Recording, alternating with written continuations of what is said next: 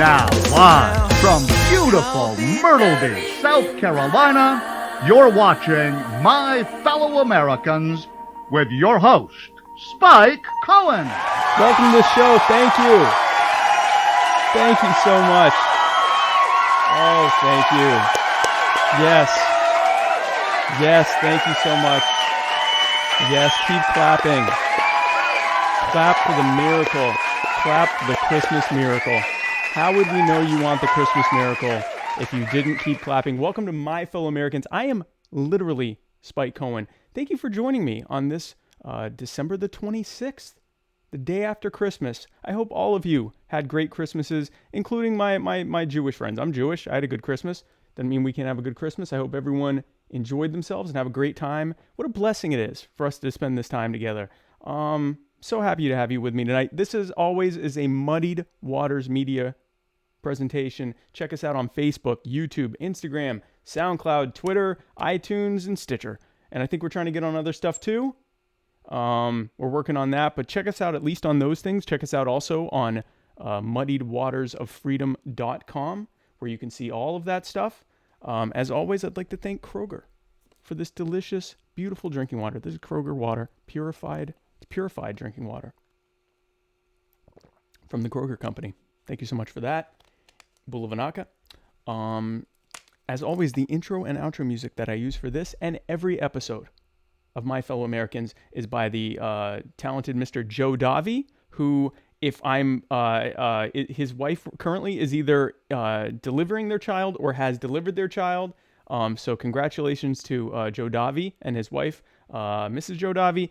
Check Joe Davi out on Facebook. That's Jodavi. Check him out on Facebook, on SoundCloud. Check him out on Bandcamp. Buy all of his music. He doesn't have like a terrible number of songs. It'll cost you like $10 to have a bunch of really, really good songs. Check him out, Joe Davi. Shout out to Tehran Turks' mom and him as always. Guys, I'm so excited about my guest tonight. She is a social media superstar. She describes herself as the female Ron Swanson, which is about as accurate a statement as has ever been made.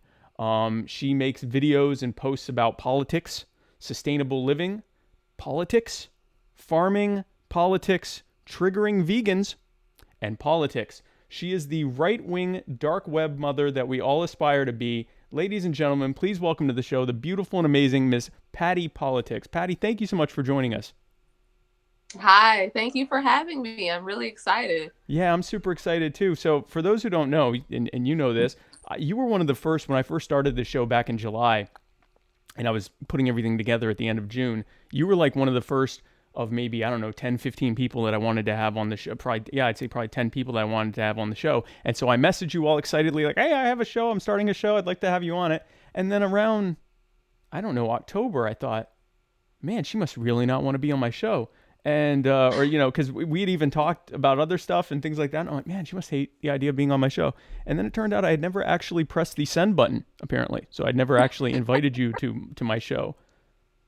So thank you for accepting my invitation once I actually made it.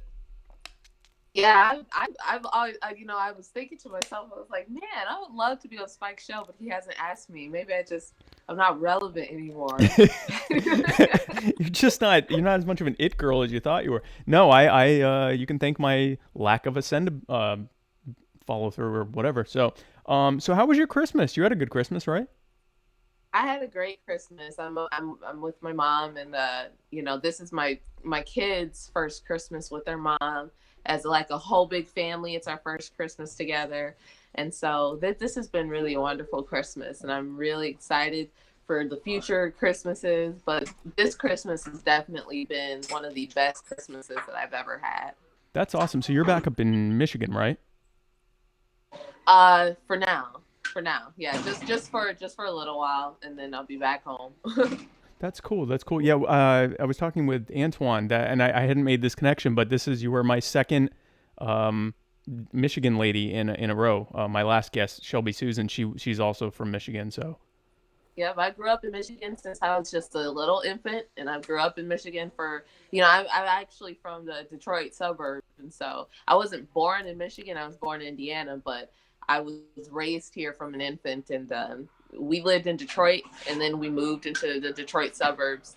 And so this is where I've been for about 20, 21 years. And then I Cool. moved to Mississippi when I got married. That's awesome. Well, welcome to all of our Michigan guests and viewers. So, guys, if you have any questions or thoughts for me or Patty, please leave them in the comments, and we will let you know if you're right or wrong. So before the way I always start my show with my guests is I ask them how would you define your political beliefs, and then also how would you say you got to them? Would you say it was kind of an aha moment, or would you say that it was sort of this gradual evolution? Tell us about that. So I never grew up. I never grew up like focused on politics. Our family isn't politics centered, and so I started thinking about politics really when I got into maybe the end of my senior year in high school. Oh, I'm okay. only 23 years old. I'll be 24 in January, and so this isn't something that I've been 10 years into. This is something I've been maybe 5 to 6 years, or 4 to 5 or so. And so by the end of my senior year of high school, I started thinking about these things because Barack Obama had been elected president, I think maybe in my junior year, either my sophomore or junior year. Right. And, for the first time, it seemed like and I went to a majority African American school. So it seemed like for the first time, African Americans, and it definitely wasn't the first time, but for me, the people around me were becoming like super politically aware.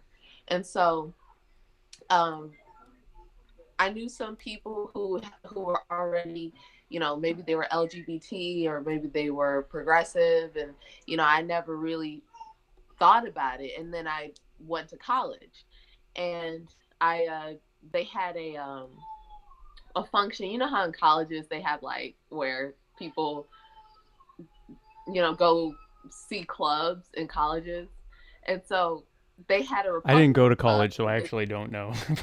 Oh, okay. Well, like most schools have like clubs, and so Okay. in my college, they had a club function where there was Republican club, horse club, or equestrian, as they called it, Okay. hockey, all that kind of stuff. And they didn't have a Democrat club, but they had a Republican club. And I was like, you know what? Let me just be different for a minute and go see what the Republican club is about. And I ended up joining the Republican club, and I ended up learning things and realizing that conservative principles were something that I agreed with. They were something that I resonated with. And it wasn't necessarily Republicanism, because the group wasn't necessarily Republican. It was really just conservative. But these conservative principles were really, they really resonated with me. Okay. And, so I just started I just started learning more about conservatism and getting involved into conservatism. And I ended up seeing that despite me feeling like I was resonating with conservatism, that didn't mean that everyone else was going to agree with my decision, I guess. Right. And it wasn't so much a decision, it was just me agreeing with certain ideology and viewpoints. And so I remember the first time I had ever lost a friend over a political issue was actually on Facebook. And my friends, one of my friends who was LGBT, he went off to Tufts College, which is in New York. And I believe it's in New York. And Okay. it's very progressive and liberal. Right. And I went to Calvin College, which was Christian. It was conservative, but it was beginning to grow. It's starting now to grow a bit more progressive, I guess. Okay. And so my friend, gay marriage had become a huge issue at the time, Right. because Right. the Supreme Court were deciding if they agreed with it or not, or Right. if it should be constitutional. And he had posted an article talking about if you didn't believe in gay marriage, you were instantly homophobic. And I said, it's not really fair. Right. I at the time, I just didn't keep my mouth shut, and I shouldn't have, and I didn't. So I commented, and I said, it's not really fair. You have friends that don't agree with gay marriage. We had a friend that was from Jamaica, and she had openly told him that she never agreed with gay marriage, and he had not had a problem with her. He hung out with her all the same in school. They were still friends. Right. But all of a sudden, after going to Tufts College, there was no more of that sort of tolerance. It was now, if you don't agree with gay marriage, you hate me and you hate gay people. Right. And Right. so There was no nuance anymore. It was either you supported this or you were a terrible person. Exactly. Right. There was no in between. There was no nuance. And so I said, that's not really fair. There's a lot of us who know you and have been friends with you and love you. And just because we don't agree with some of your lifestyle choices does not mean that we hate you. Well, he didn't respond to that because I think that he actually agreed with that point. But one of his friends responded to it. And his friend came at me with a lot of vulgarity. He said to me a lot of vulgar things, Right. sexually vulgar things. And I said, that's not something I needed to know. I could have went my whole life without hearing that. And finally he just pissed me off. And I said, well, maybe if you didn't shove it in people's faces, they wouldn't be so irritated with you. Right. Right. And after I said that, the guy who was my friend instantly unfriended me, and we had never talked to each other ever again since. And he has since then become more progressive and more liberal as time has gone on. And I lost friendship with him because of me getting into an argument with someone else. And then I lost a second friend who was, I used to walk to her house. We used to hang out. I knew her personally. I met her parents, all that kind of stuff. And she was my friend, but me and her disagreed about race relations. She decided that, Black people had no responsibility to help make race relations better. It was just all on white people. Nobody could, only white people could fix race relations. And I said, that's just not how this works. If we want to have a good society and we want to, protect race relations and make things better, everyone has to pitch in. That includes the police, that includes Black people, it includes white people, Asian people, everybody. We all have to pitch in and be good people to each other. She didn't believe that, and she unfriended me for that. So I don't know what sound came out of my throat. That was weird. So I lost a friend for that. And I still, to this day, I really want to message her and tell her I still think about her and I still pray for her and I still, but I don't want to message her and intrude or anything like that. So it's a tough one, right? Like, I mean, so I try to think, if I unfriended everyone, if I disassociated from every person I didn't agree with, it'd be me and a lot of weird people left. I'm an anarchist, so, I can't, I mean, I couldn't be friends with you because, you think that, whatever, with immigration or whatever, well, I can't be friends with you.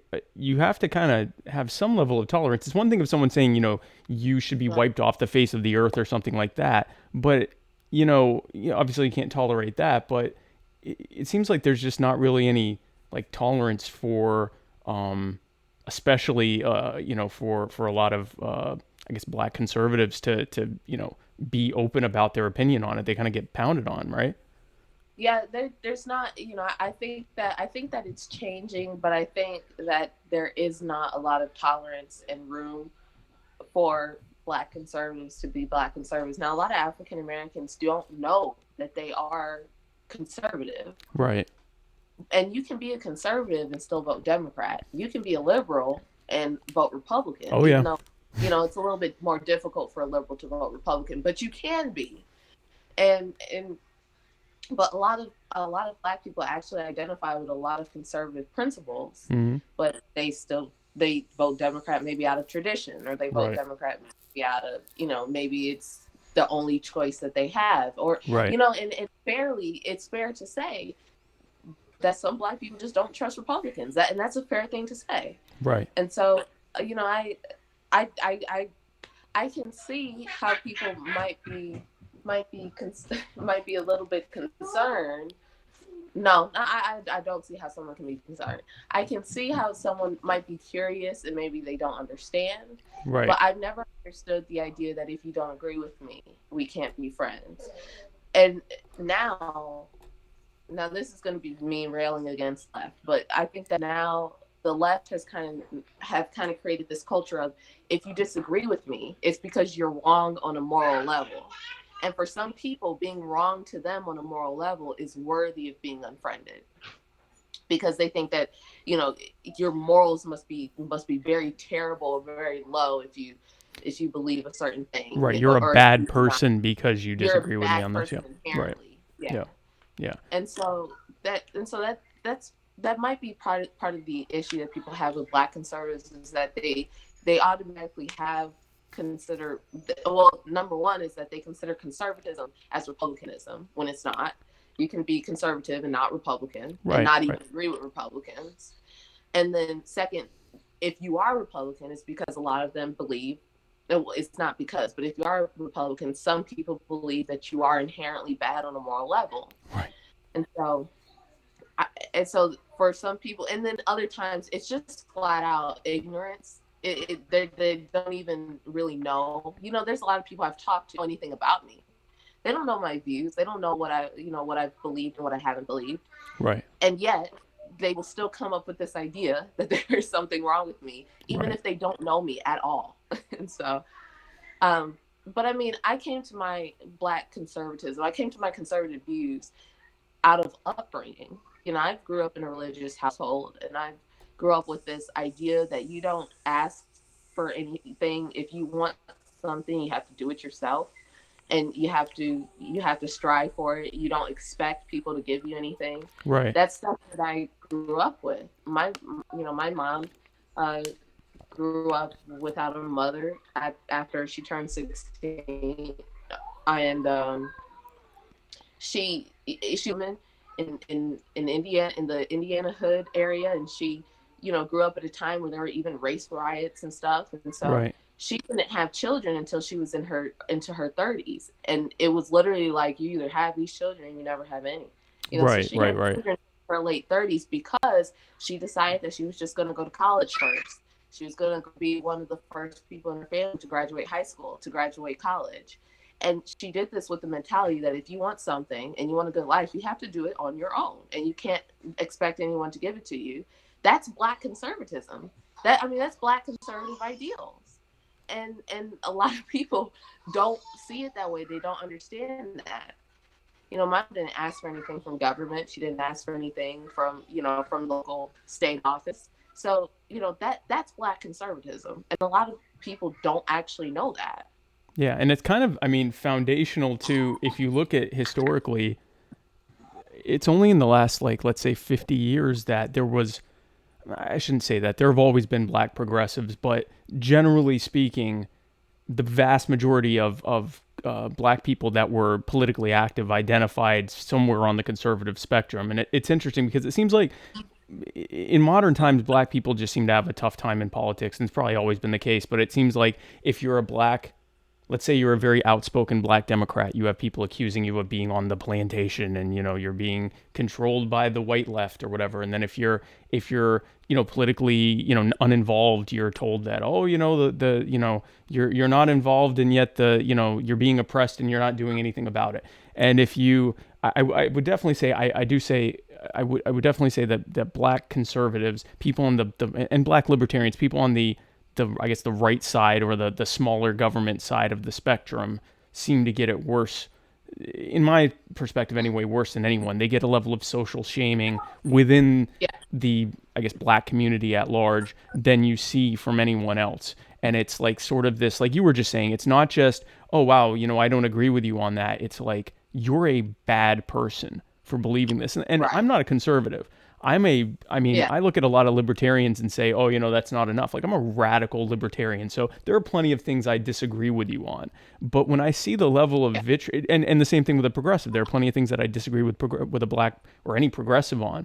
But when I see the level of vitriol that is preserved it's very unique in American culture that it seems like black conservatives in particular get a level of vitriol that seems to be kind of uniquely preserved for them. Would you say that that's kind of the case, or do you disagree on that? I think, I think so. I think the problem is, okay, so you mentioned earlier, that even black progressives are accused of being on the plantation and whatnot, and it's part of the reason why I do kind of stay away from language that implies plantation, and not to say, Right. I'm sure maybe there's been a time that I've said it. I'm not saying that I've never said it, Right. but I do try to stay away from it, because part of the problem with being black in the United States is that people still, I don't know why, but it seems that people still have a mentality that African Americans are not autonomous. They don't have their own autonomy, basically, and that they do not think for themselves. And this Yep. doesn't just apply to black conservatives. No, it's across the board. Progressives as Yep. well. Yep. Right. There are black progressives who are legitimately progressive. Yep. They are that's just what they believe, and that's what they agree with, and they will never change. Yeah. But then there are black conservatives like me who we just are the way that we are. We Right. will never change. Likely, we're never going to change. And so I think I'm sorry, you guys will hear my children in the back. And so, Yeah. How many kids do you have? I have two. I have an infant and a 2-year-old. That's awesome, because you gave birth a few months ago, right? I gave birth in the end of June. Okay, cool. That's Both awesome. of my kids are actually June babies. My first one is June 27th, and my second one is June 23rd. Oh wow, my birthday is June 28th. Oh, that's awesome. Yeah, That's June awesome. babies. June 20th. 20s babies unite. Exactly. Anyway, I'm sorry. Go ahead. No, you're good. But yeah, I think that the issue is that a lot of people do not believe that African Americans have their own autonomy. Right. And I do think that part of the problem is the progressive left telling white people that they need to help black people. And I really do not understand. So it's not as bad as you think it is. You're not. Okay. Yeah, it really isn't. Okay. And so there are people, there's an article that comes out every once in a while from places like Vice or Right. Feminist News or stuff like that says these white people help black lives become better. Well, Right. this gives white people an idea that black people constantly have a problem, that we constantly are threatened. And I tell people, I say, look, our lives are not a James Bond movie. We are not in that much trouble, okay? Right. Our lives, we're literally just like you. We just go down the street and buy some milk from the grocery store. That's Right. it. We don't have it. It's not that serious. But there, and then there are people who just go out there and say, well, black people, they're ignorant, and they might have good intentions, but they say things like they're ignorant. They don't know where the nearest voting box is. They don't know how to get a driver's license. Yeah, they can't get an ID. Yeah. They can't get They an don't ID. know how to get the ID. And I mean, I watched a video where a guy went around, with a microphone talking to the black people and saying, do you got an ID? Do you know how to get one? And she looked at him like, yeah, I know how to get it. It's like, well, yeah, we know how to get, like, what? Right. For some it's $15 to get an ID. It's not that you can panhandle on the side of the road and get an ID.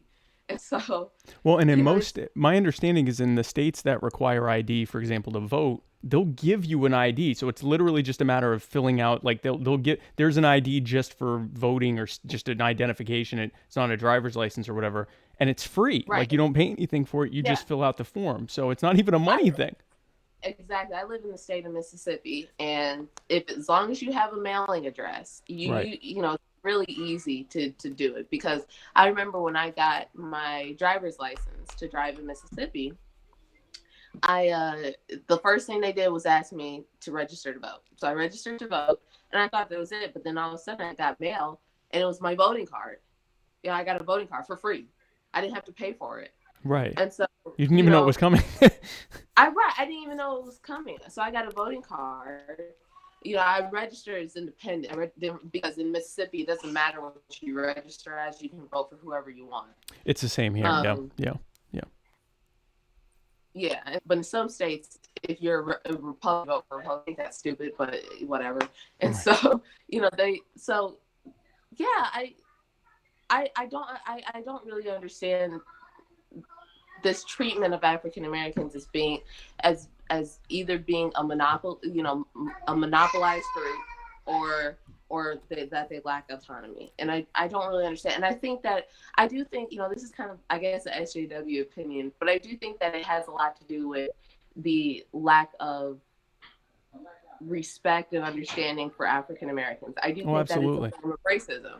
Yeah. And so, you know, in my opinion, if you really want to help African Americans, you should believe that we have autonomy and that we're capable of creating and believing in our own opinions, Right. without the idea that we're being paid, or without the ideas that we're just doing it for attention and things like that. Nobody says that to white people. No. Like, I don't see people saying that to people like Allie Beth Stuckey. She's a conservative.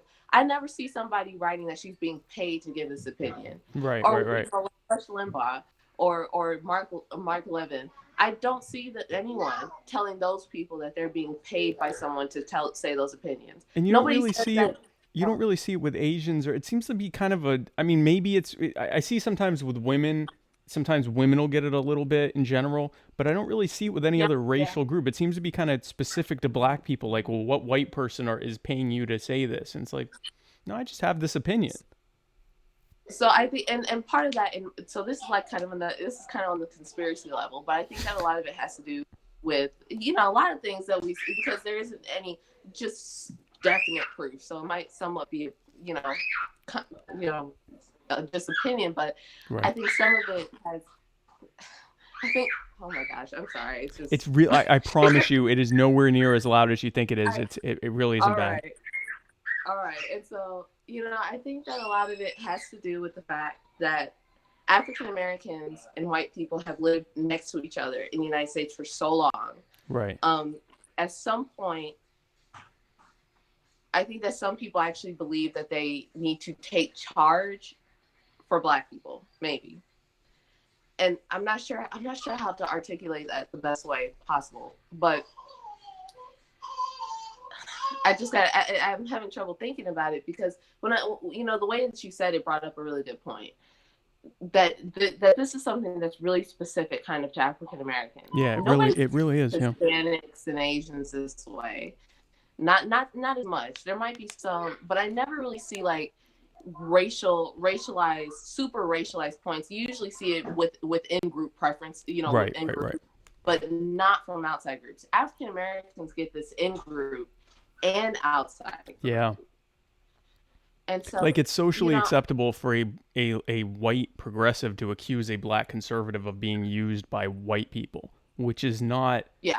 Like, if you saw when you see, and this happens too, when you see like a white conservative tell a black person, oh, you're on the plantation, the liberals are just controlling you or whatever, there seems to be this sort of universal condemnation of that for the most part. I mean, maybe not totally, but there's a lot more condemnation than when you see, for example, a white, blue checkmark Twitter person tell, you or someone, like you, oh, well, you're just being used by the white, whatever. That's like, they get applauded for that. Well, that's why they got rid of me from Twitter, because I did that. I would call out white privilege marks, and it were a lot of them to get that opinion out there, because I was right there, and Right. they got rid of me from Twitter.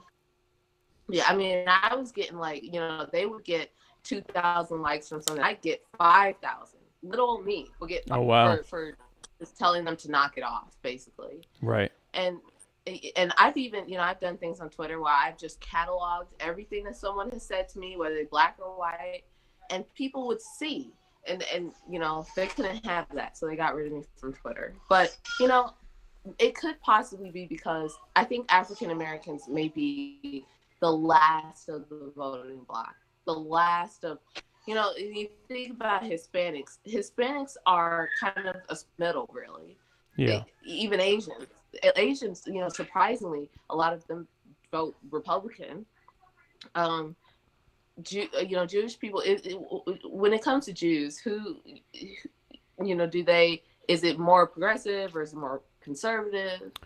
So it's kind of, so if you took all of us together, I guess it would be probably, I don't know, and I'm guessing here, but probably like around 2/3, maybe less, that vote that tend to be progressive, and about 1/3 that tend to be um uh um that tend to vote more on the conservative, or I guess libertarian side.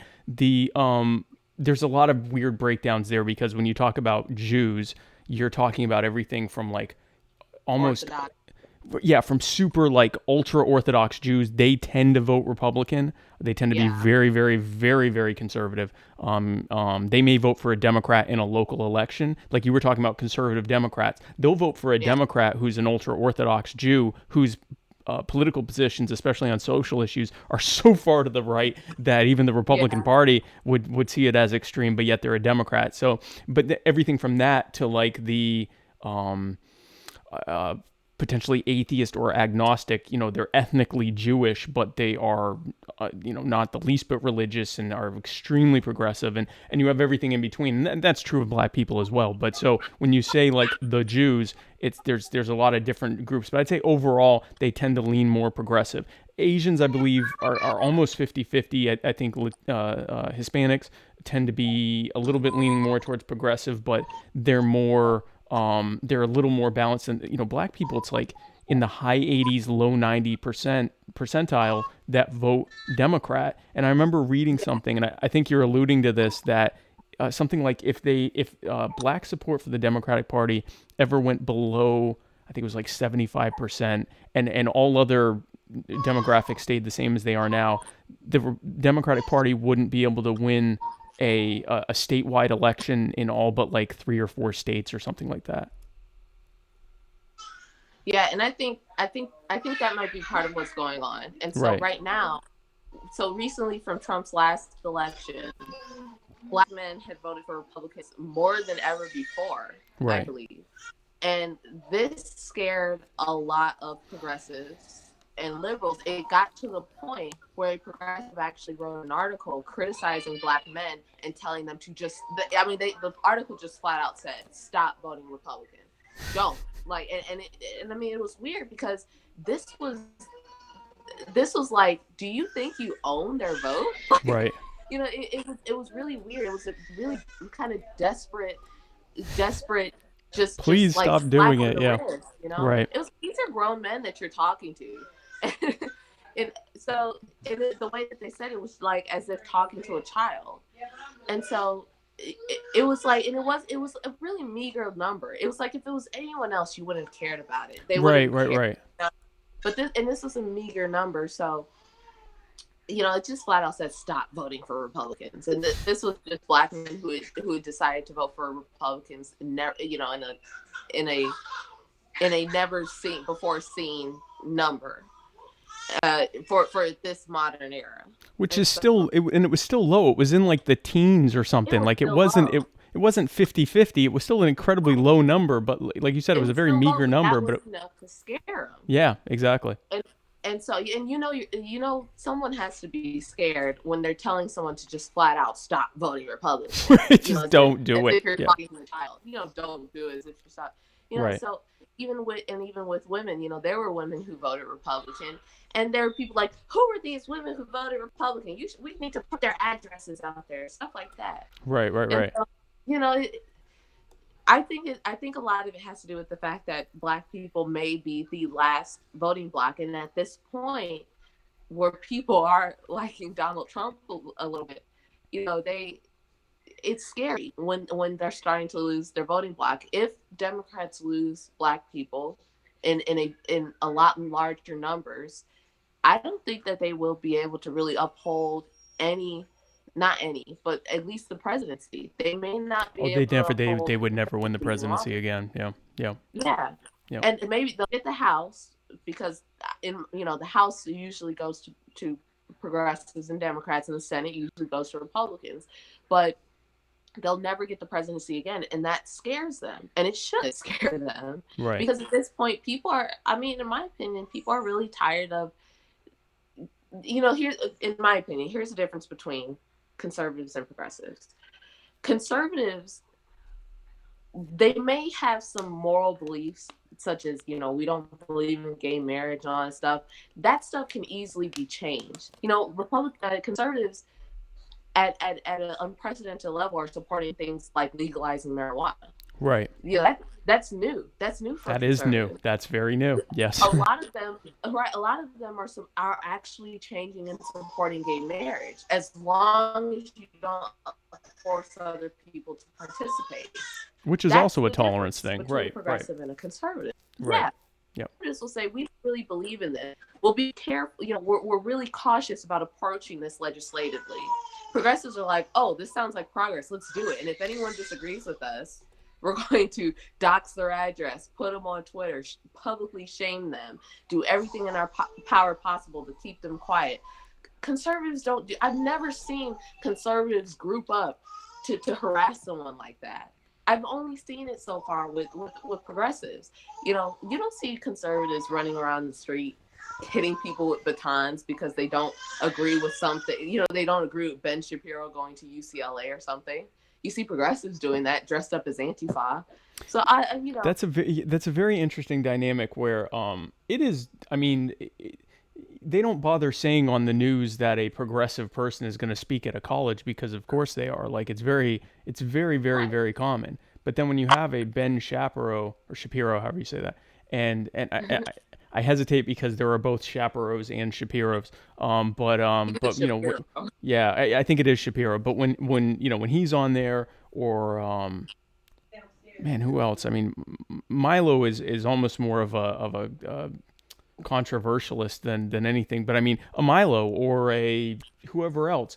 But yeah, if there's someone who is on the left who has a very very extreme opinion, someone who's a communist who wants to machine gun down anyone who owns more than one home, right, it'll get some press, but you're not going to see mass demonstrations against it. And this kind of bleeds over into what's happening on social media. And I wanted to get your thoughts on this. As you know, and as I'm sure my viewers know, let me go through the comments real quick before we go any further. Sarah Branyan had said, is that for the primaries that you can vote for whomever? Yes, we were talking about. So in some states, usually southern states, if you vote, it doesn't matter how you register. Every election cycle, you can choose to either vote in the Republican primaries or the Democrat primaries. You can't do both, but you can vote in one or the other each election cycle. Whereas in some states, usually northern and western states, you have to vote based on how you're registered. So registration isn't as they don't use the registration numbers down here the same that they do in other states, because it doesn't really matter as much. That answers that. You got a fan? Thank you, Patty. Common Sense. That was from Diana Clark Cox. And then you have another fan from Natalie Bagby, who said, my parents were squeaking along with your child. So that's cool. But yeah, so social media, as most people know, has been, I don't like using the word censoring because censoring is done by government, but you can say censoring if you want. It's their deplatforming is what they like to say. They're basically removing opinions that they say it's because it's violating terms of service. That often is not. They aren't able to give an example of a term of service being violated. Usually there are some people on the left that are being kicked off, but usually most of the people being kicked off are on the right, either, right libertarians or conservatives or whatever, mostly conservatives that are being kicked off. And I just wanted to get your thoughts on that. You had mentioned you were kicked off of Twitter. There was even worse than that is you have hosting companies that were refusing to host Gab, which is a social media platform that is committed to letting everyone say whatever they want. I just wanted to get your thoughts on that. Do you think it's sort of in that same vein as, we can't let black people be conservative because then the whole thing will upset? Do you think it's as simple as just, them not wanting to associate with people they disagree with, or do you think there's something more sinister there? Oh, so I definitely think that there is something more sinister there. And okay. The reason that I think so is because Silicon Valley which controls Google, Twitter, YouTube, Right.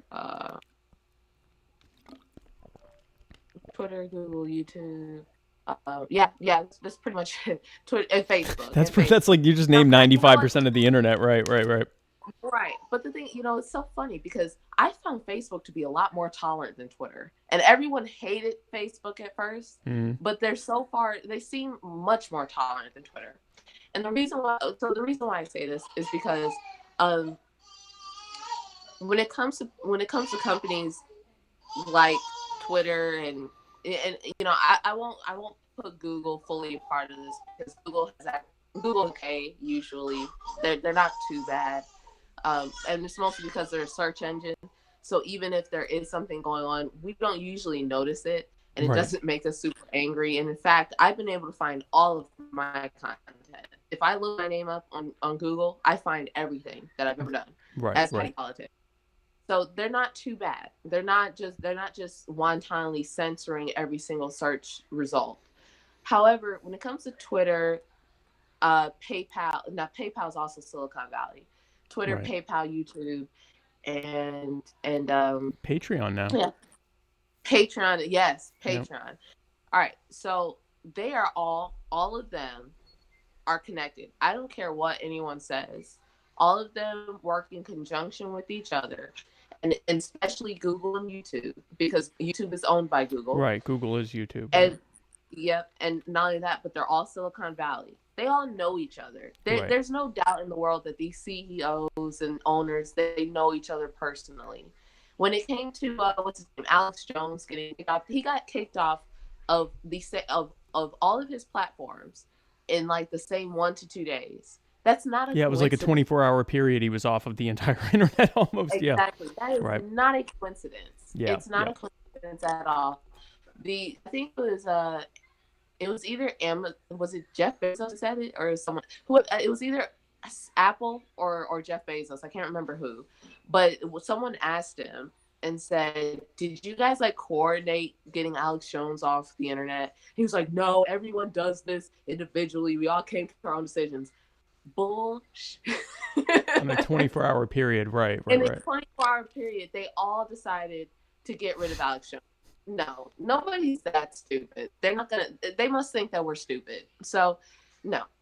I think that what they call deplatforming, I do consider censoring. Okay. And I know, and I do understand that censoring is something that the government does. Or when you have a large-scale platform that has so much power over the internet, I mean, we're talking about when I got kicked off Patreon, and I think he also PayPal as well. He moved over to another website called Subscribestar. Subscribestar has nothing to do with Patreon. All he did was move, and immediately upon moving to Subscribestar, PayPal ripped themselves out of Subscribestar and also encouraged other companies to leave Subscribestar. This didn't just affect alt-righters and liberalists and conservatives. It also affected progressives and liberals. They had power to effectively shut down not just one website, but multiple websites that these people are trying to move through. Gab.com, PayPal and all of them, they had the power to shut down Gab.com, a perfectly legal website. Right.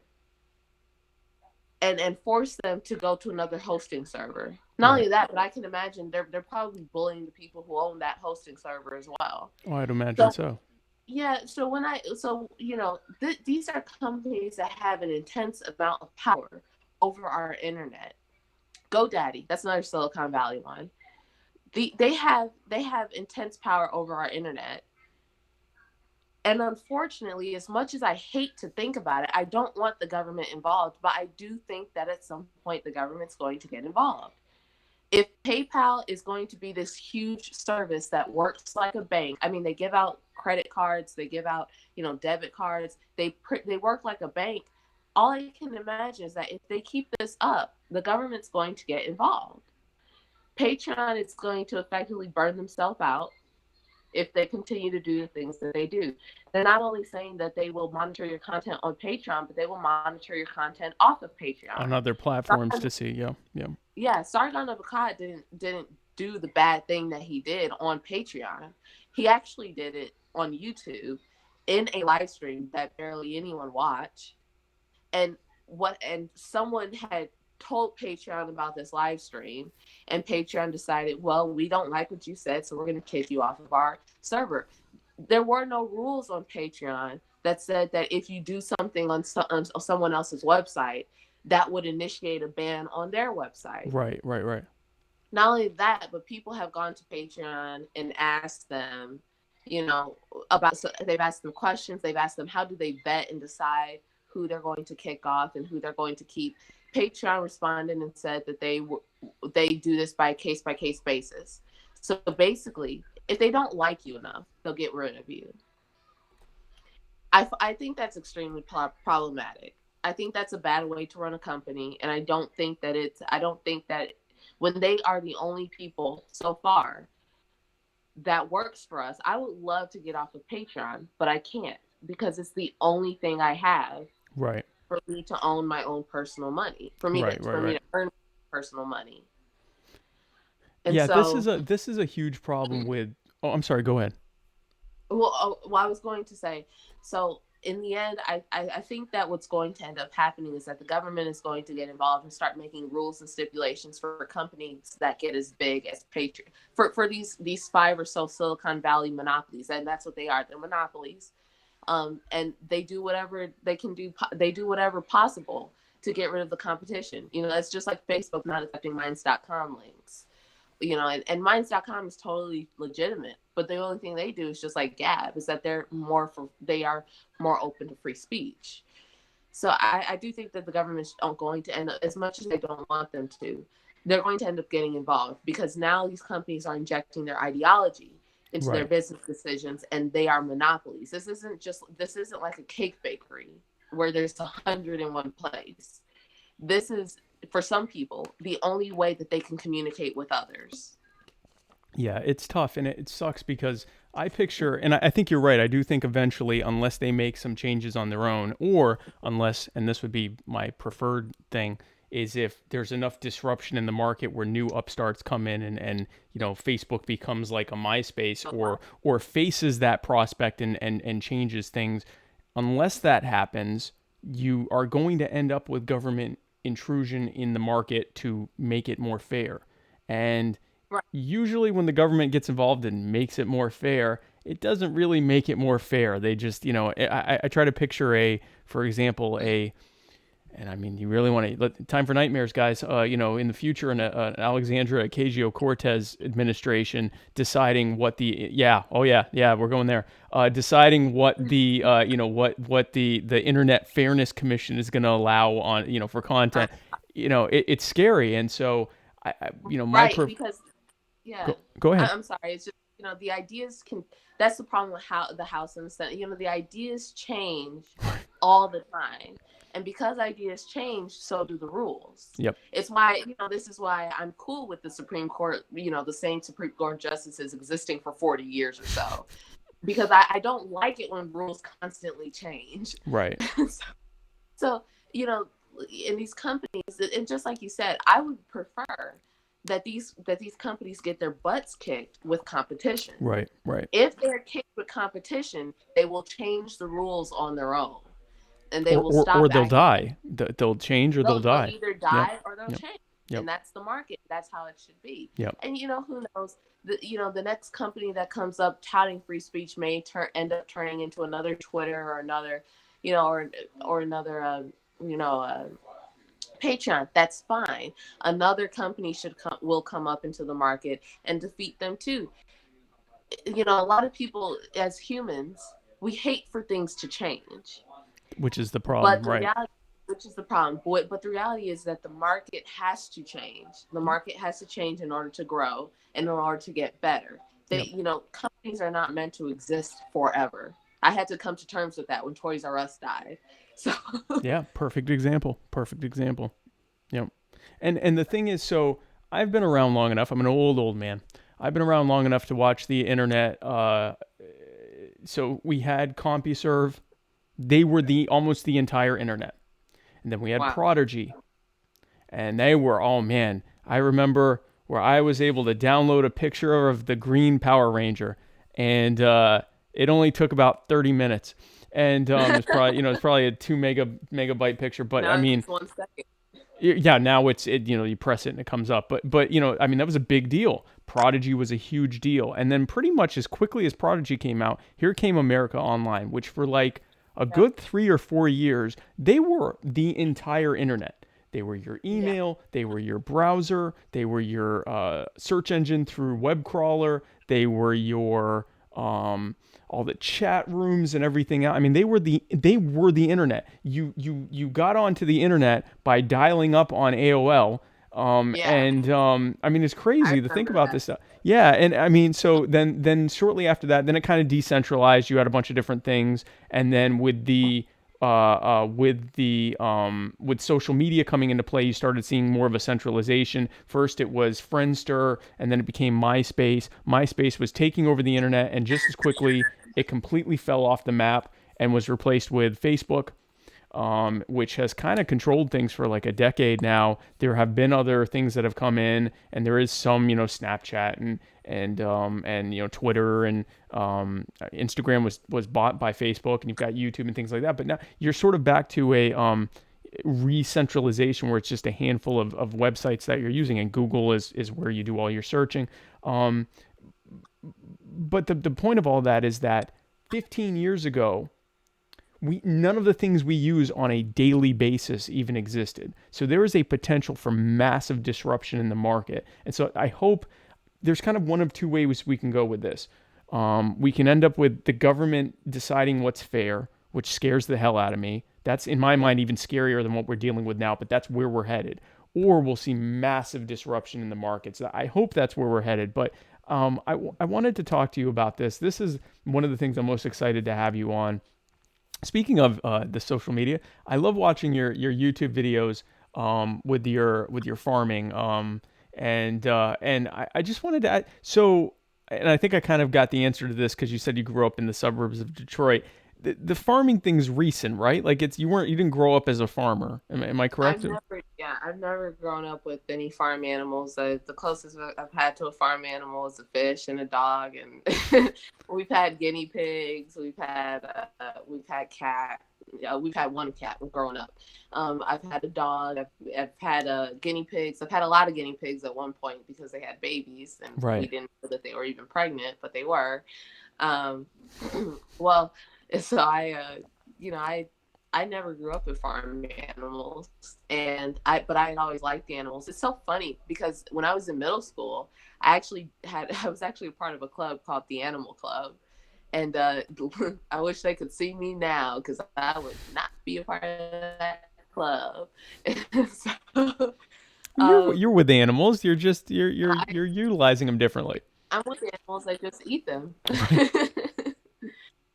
And so what got you into farming? I've never grew up.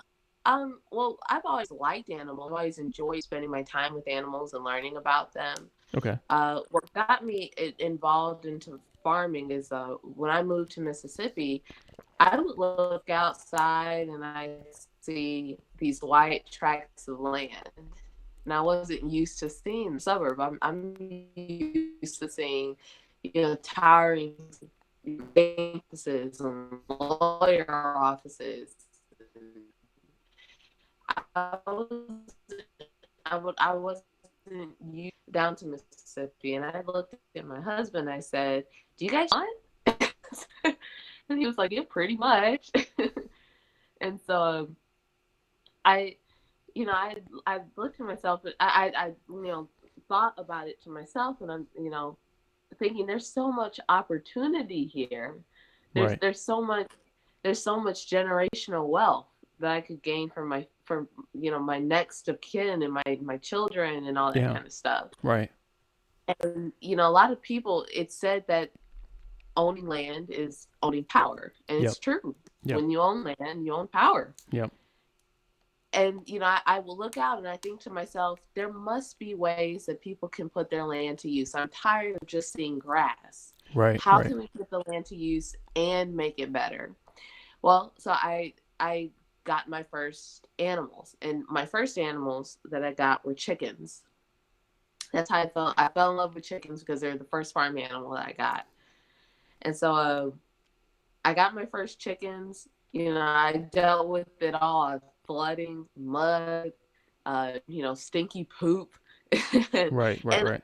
not one day did I look back and think that I didn't love it. I love seeing my chickens every single morning. I would just spend hours. I was pregnant at the time. I would just, when I was able to, I would spend hours just sitting in the coop of my chickens because that's where I wanted to be. And so, and even today, I look back on everything that we've done and I think I'm not tired of it. I'm just not tired of it yet. Yeah, you're clearly not tired of it. I was watching, just to refresh, I was watching earlier today your video of growing potatoes in a dryer bowl thing, the impeller or whatever it's called. It And actually failed, but I did manage to get some bulbs, so I know that it works. oh, okay, well, good, good. And so this was taken in September. hmm You're in South Mississippi, hmm which I assume is even more humid than here in the Myrtle Yeah. Beach, South Carolina. I'm sure it's about as humid as it gets. And I'm just picturing you out there, and I'm like, I can't even imagine how hot it must be. So you clearly love it because that isn't something someone does what you were doing in that video for two reasons. They're either being paid for it, or they really, really, really like doing it. I wish I was being paid. No, I really, really, I enjoy taking my 50-pound wheelbarrow back and forth and filling up that dryer drum and then putting potatoes in it because, even I watched the plants come out through the hay and I was like, okay, it works. I know it works. Right.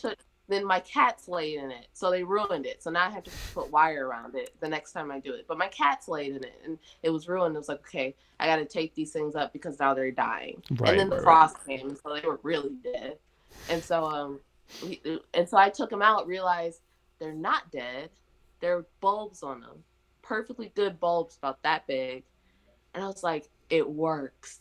Right. And even if I didn't get my potatoes, my idea that I thought up on the fly, Right. I was like, it works. So, I'm gonna redo it because I know that it works. And to me, I did eggplants that year too. I did tomatoes, and because the year before I failed at the tomatoes, but this year I have tomatoes in my freezer. And then I also did eggplants. I had a lot of eggplants. I ended up, I saved seeds. I saved over 100 seeds of my eggplants. And, when I got all that stuff, every time I'd pick something and every time I'd eat something, I think to myself, wow, I did this. And the reward, that feeling, that completionist feeling, Right. it just every moment of it was worth it. I watched those plants grow and make something, this tiny little seed, just this tiny little seed I put in the ground, and I watched it grow and I nurtured it and I watered it, and it gave me these big fruits. And I was thinking to myself, wow, this is something that will sustain you. Right. Right. It's Right. something that you have, it's food and it will sustain you. Why aren't more people doing this? Right. That's what I would think to myself. And, I talked to people who weren't doing this and I realized, oh, they're not doing it because they just don't know. They just Right. don't see the reward. But if they do it, they'll see it. They'll see, even if, all the time that you put in it, they'll see it.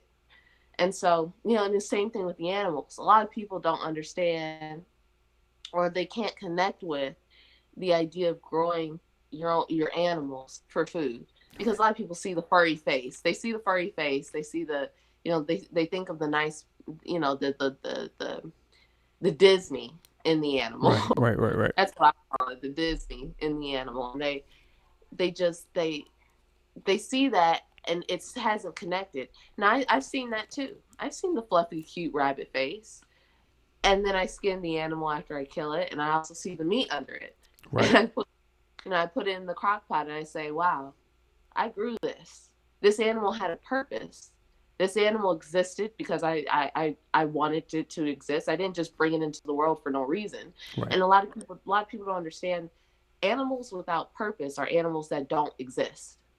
I wouldn't have any of these animals if they had no purpose. Truly. And some, Yeah, they wouldn't sure, have been born. Exactly. Right. Right. you know, like, sure, some people see that as exploitive. Some people don't like it on a moral level. Well, fine. You don't have to do it. Right. But I see it's probably, same thing with a deer. The deer lives out in the wild, and the deer lives out in the woods. I never willed the deer to exist. The deer just exists. But the deer exists for the fox, or for the mountain lion, or for me. And Yeah. No. without that deer existing, the mountain lion, the fox, the coyote, they wouldn't exist either. Yep. We wouldn't exist without animals like the deer or the antelope, or whatever people hunt. Right. The the cattle that we see, the cows that the vegans like so much, they wouldn't exist without the farmer, or the bovine wouldn't exist without the lion. These animals exist because there's a chain in the ecosystem that they're needed to exist, and they have a purpose to exist. And people have lost the concept of purpose so much that they don't understand that everything needs purpose. Yeah. And things that don't have purpose are things that are not treated well. They're not given value. People, people, for example, now this might feel crude, but homeless people are constantly looking for a purpose. Right. And people without a purpose become homeless. They become sedentary. Right. They might become obese. They might become depressed. They feel that they lack purpose. They feel that they lack value. Well, imagine that for the animals. I have 2 blue Swedish ducks. They're a critically endangered breed of duck. The reason why they're critically endangered is because breeders and farmers have lost the idea of their purpose. They are really good ducks, perfect for meat and perfect for eggs. They make nice big eggs, they make great meat. But people don't see that purpose. They don't see the value anymore. So they've lost that value. Now they're critically endangered. There's only a couple thousand out there now. Because no one's breeding them or whatever. Yeah. Yeah, people aren't breeding them. And now I want to breed because I want people to see the value, and I want people to see, I don't want these ducks to go extinct. I see how wonderful they are, and I see how good and good for use that they are. But people, a lot of people out there now, this is changing. I do think that people's perceptions of farming and whatnot is changing. The beef market, poultry, all that's rising. People are demanding these things more than ever. A lot of people right now this is something that goes up and down, but a lot of people are leaving veganism in droves. Right. Because a lot of people have been doing 10 plus years, or 5 to 10 plus years, and now they're starting to see that their health isn't doing so well. That's not to say that, I'm going to put the disclaimer because some people get mad. That's not to say that you can't be vegan and have a good life. But there are a lot of people out there who start veganism and they can't sustain themselves on it. They do it because the idea of helping animals is great. Sure. Right. That, sure, you don't want animals to die. That's great. However, at some point, humans have to come to the reality. Humans don't like this idea of a cruel and unfair world, but this is a little niche-ish, but the world is suffering. We live in a world that's constantly suffering. We live in a world that is constantly cruel. That doesn't mean that we have to be cruel. No. But death itself is not cruel, and death itself is not suffering. There's a huge difference between living and suffering and death. No, all food comes from something dying. Right. Exactly. There is no food that plant. Right. There's no natural food that doesn't happen as a result of something being harvested, which means that it used to be alive and now it isn't. So I mean that doesn't exist. Right. I apologize, but for some reason my charger is not charging this as a Google Hangout. Can you give me like 2 seconds? I'm gonna go grab a different charger. Yeah, no problem. In fact, I'll go through the comments while you're doing that. So, all right. So we have some comments here. Bias. Natalie Bagby says bias is getting to be so prevalent that freedom of speech is getting buried under an avalanche of censorship, which is, I mean, that's true. And what we were just talking about, Natalie, and I'm sure you've caught it, is that this wouldn't matter as much if there were 50 different social media platforms. So if Facebook was just one of dozens of different, prevalent platforms that people had, it would be as important that Facebook is censoring you because, okay, fine, if Facebook didn't want me, then that's their freedom to choose that. I'm going to go to whatever, some, Headbook, whatever the alternatives are. The problem is when you only have a handful of platforms and they're all working almost seemingly in concert with one another to across the board deplatform people, and they're going after other platforms and saying, and you shouldn't let them on either.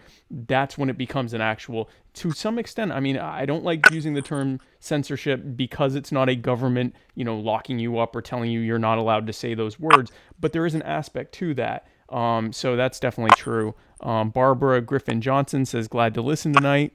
Lori Rodier, I hope I'm saying your name right, asked, what role did your political, I don't know if you're back yet.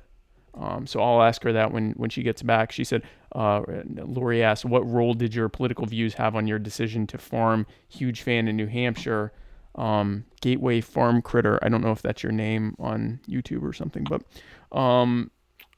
Fran Pleva. I'm doing terrible with the last names. I hope I'm not butchering your last names here, guys. But Fran says, hi, Florida here. Hi, Fran. Thank you for joining us. Natalie again says, a lot of people don't want to do that much work either.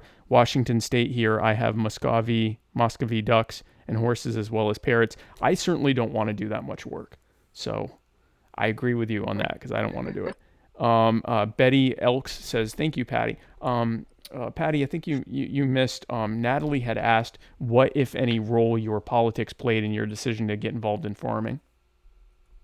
So I think that a good question. I think that a lot of my political views did have something to do. Good, this charter is working. So I think that it did have quite a bit to do with my decision to farm. So Black conservatism, one of the biggest tenets about Black conservatism is that you do not seek government help. And the reason why is because the idea is that if government gets involved with Black people, it usually ends up hurting Black people. Right. So, like, for example, government said it had really good intentions to help cure disease in Black communities, but instead they infected about 600 Black men with syphilis. Yep. So, and then withheld the cure. I will get vaccines. And then withheld the cure from them. Yeah. Right. I will go get vaccines. And, I do believe vaccines. However, if the government were to say to me that Black people should, they absolutely need to get vaccines and they weren't pushing it on anyone else, I'd be a little suspicious. Right. So, the idea is that, even so, take, for example, welfare. Welfare is pushed into African-American communities, mostly because the poverty numbers is disproportionate for African-Americans. I get that. Right. But instead of pushing welfare, why not push jobs? Right. Why not push some? Why not push job fairs, and job, just things that have to do with that don't end up getting people stuck into the net of welfare. A lot of times, you get stuck on welfare, and it's not that you don't want to leave, but sometimes it can be hard to leave. So, the biggest thing about Black conservatism is just you do your best to avoid government involvement, because what's likely going to happen is that government is going to screw you over, and it'll make it worse, right? We do everyone else too, but Black people have kind of dealt with this the worst. I would say one of the worst. Oh, definitely, yeah. And so. But that mentality is definitely, because people have kind of run away from Black conservatism, there's kind of like this mix now. Is a Black conservatism when it comes with religious ideals, right, and not supporting homosexuality, or not. Right, a lot of people don't know Black people can be some of the most homophobic people out there. But same thing with other ideals. When it comes to government involvement, there's a shift in attitude and behavior. It is beyond me to say, but this is beyond me, why progressives believe that systemic racism exists, or SJWs, whatever. They believe systemic racism exists. They believe that government is out to get Black people, but Yep. they will be the first people to advocate for a universal healthcare system. Yep. You want Black people to have a universal healthcare system, and at the same time, government does not value Black bodies, does not value pregnant Black women, not value women with serious diseases who are that doctors or whatever, do not consider Black people's pain Right. to Right. be Right. real legitimate pain. But Right. you want the government to be involved in that. To be in charge of their only way of getting care. Yeah. Yep. Right. After this Tuskegee syphilis experiment, after, the guy who created gynecology was really horrible towards Black women and experimented on Black women. That's not to say you shouldn't go to your gynecologist, go to your gynecologist. But it's true. It's true. I just found that out. It's true that like the most of the things that science knows about gynecology started with a guy who was basically torturing slaves and freed slave women. Yeah. Yeah. And so I don't understand, the bowing down to Planned Parenthood when they advertise in Black communities the most. Right. We are Black women that they can't. I think the worst thing to do is tell Black women that they can't take care of their children and go to school or do the things that they want to do. Instead of telling them to put instruments into their bodies to kill their children, right, we should be offering them. Why doesn't Planned Parenthood offer them books? Why doesn't Planned Parenthood offer them baby toys? Baby toys and diapers and milk and formula. They have the money to do that. They're being funded by the government. They have the money to do that. But why tell women that they need to kill their children in order to succeed? Why do this to Black women? Why put these billboards in Black women's neighborhoods? So that's my answer. It's just when it comes to doing what I'm doing, I do it with the mind that I have to do these things for myself. Right. And I have to support my family myself and not rely on government involvement to help my family or support my family. Well, that's a good thing. I mean, it's one thing, libertarians, conservatives, anarchists, whatever, we talk sustainability and self-ownership and being off the grid and sticking it to the man. But most of us, I can't, like I was saying, I watched your video, and when I watched another video, this was a while back, but I watched the one when it came out where you were butchering the chicken, and you had the chicken, and you're holding the chicken up to the video, and I'm like, oh my God, she's gonna kill the chicken. And was it a duck or a chicken? What's that? Was it a duck or a chicken? No, it was a chicken. It was a brown chicken. Okay. And you're holding it, and it's looking at the camera, and I'm like, oh my God, she's gonna kill the chicken. And I eat chicken. I mean, like, I'm not a vegan. She and when you said I'm not gonna kill the chicken on camera, I breathed an audible sigh of relief. Again, I'm not a vegan. I have no problem with people. I eat meat. I'm gonna eat fish tonight. I have no problem with that. And yet, I would consider myself as much an ally to the hunters and I've never done it, but to the hunters and the fishers and the farmers and everything as can be. And yet even I'm looking at that and I'm like, oh my gosh, she's going to kill the chicken. And so I'm sort of like, she's going to be my guest. I think I have to watch this. And so, and when you were like, I'm going to kill her off camera. I do have a video of actually killing something. It was a duck. And I do have a video of like the duck actually. Okay, yeah, that I didn't get to, thankfully. But again, and I realize anything that I eat was killed, and this includes vegetables. When they're harvested, exactly. They may not go they may not move around or whatever, but they're dead. So anyway, I think the only thing that I really really agree with vegans about is that everyone should learn or do or see kill their food just once. Kill their food, cook it and eat it, and experience that for yourself. And the reason I believe that is not because people just shy away from doing it. Because there are people who will. There are people who will do it and never eat meat again. Right. I'm fine with that because you've made the conscious choice to do that. Yeah, you made the choice not to be involved. Right. Right. There are people out there who have never done it. They will eat meat and And maybe they just choose not to, and that's fine. Some people are just squeamish, and some people don't like blood. Some Right. people don't like that stuff. That's totally fine. But when we lack the understanding of where our food comes from, we start coming up with really fantastical ways Right. of how our food got onto our Right. plate. For example, a friend of mine's kid got in trouble at school because they live on a farm and they eat chickens. The kids will literally chicken. They went to school and chicken nuggets were being served. And the kid looks to his friend and says, "Did you know chicken nuggets are made out of chickens?" And the other kid looked at him and started crying. And he was like, "Yeah, they're made out of chicken. They're made out of chicken." And like all the kids started crying in the classroom. And the teacher's like, "Why are my kids crying?" Well, they ended up calling his parents, my friend, um, and telling them, "Well, your kid's in trouble because he told all the kids in the class that chicken nuggets are made out of chickens." Why would he be in Made trouble for kids saying cry that chicken's made out of chicken? because the kids are crying. They don't think chicken nuggets made out of chickens.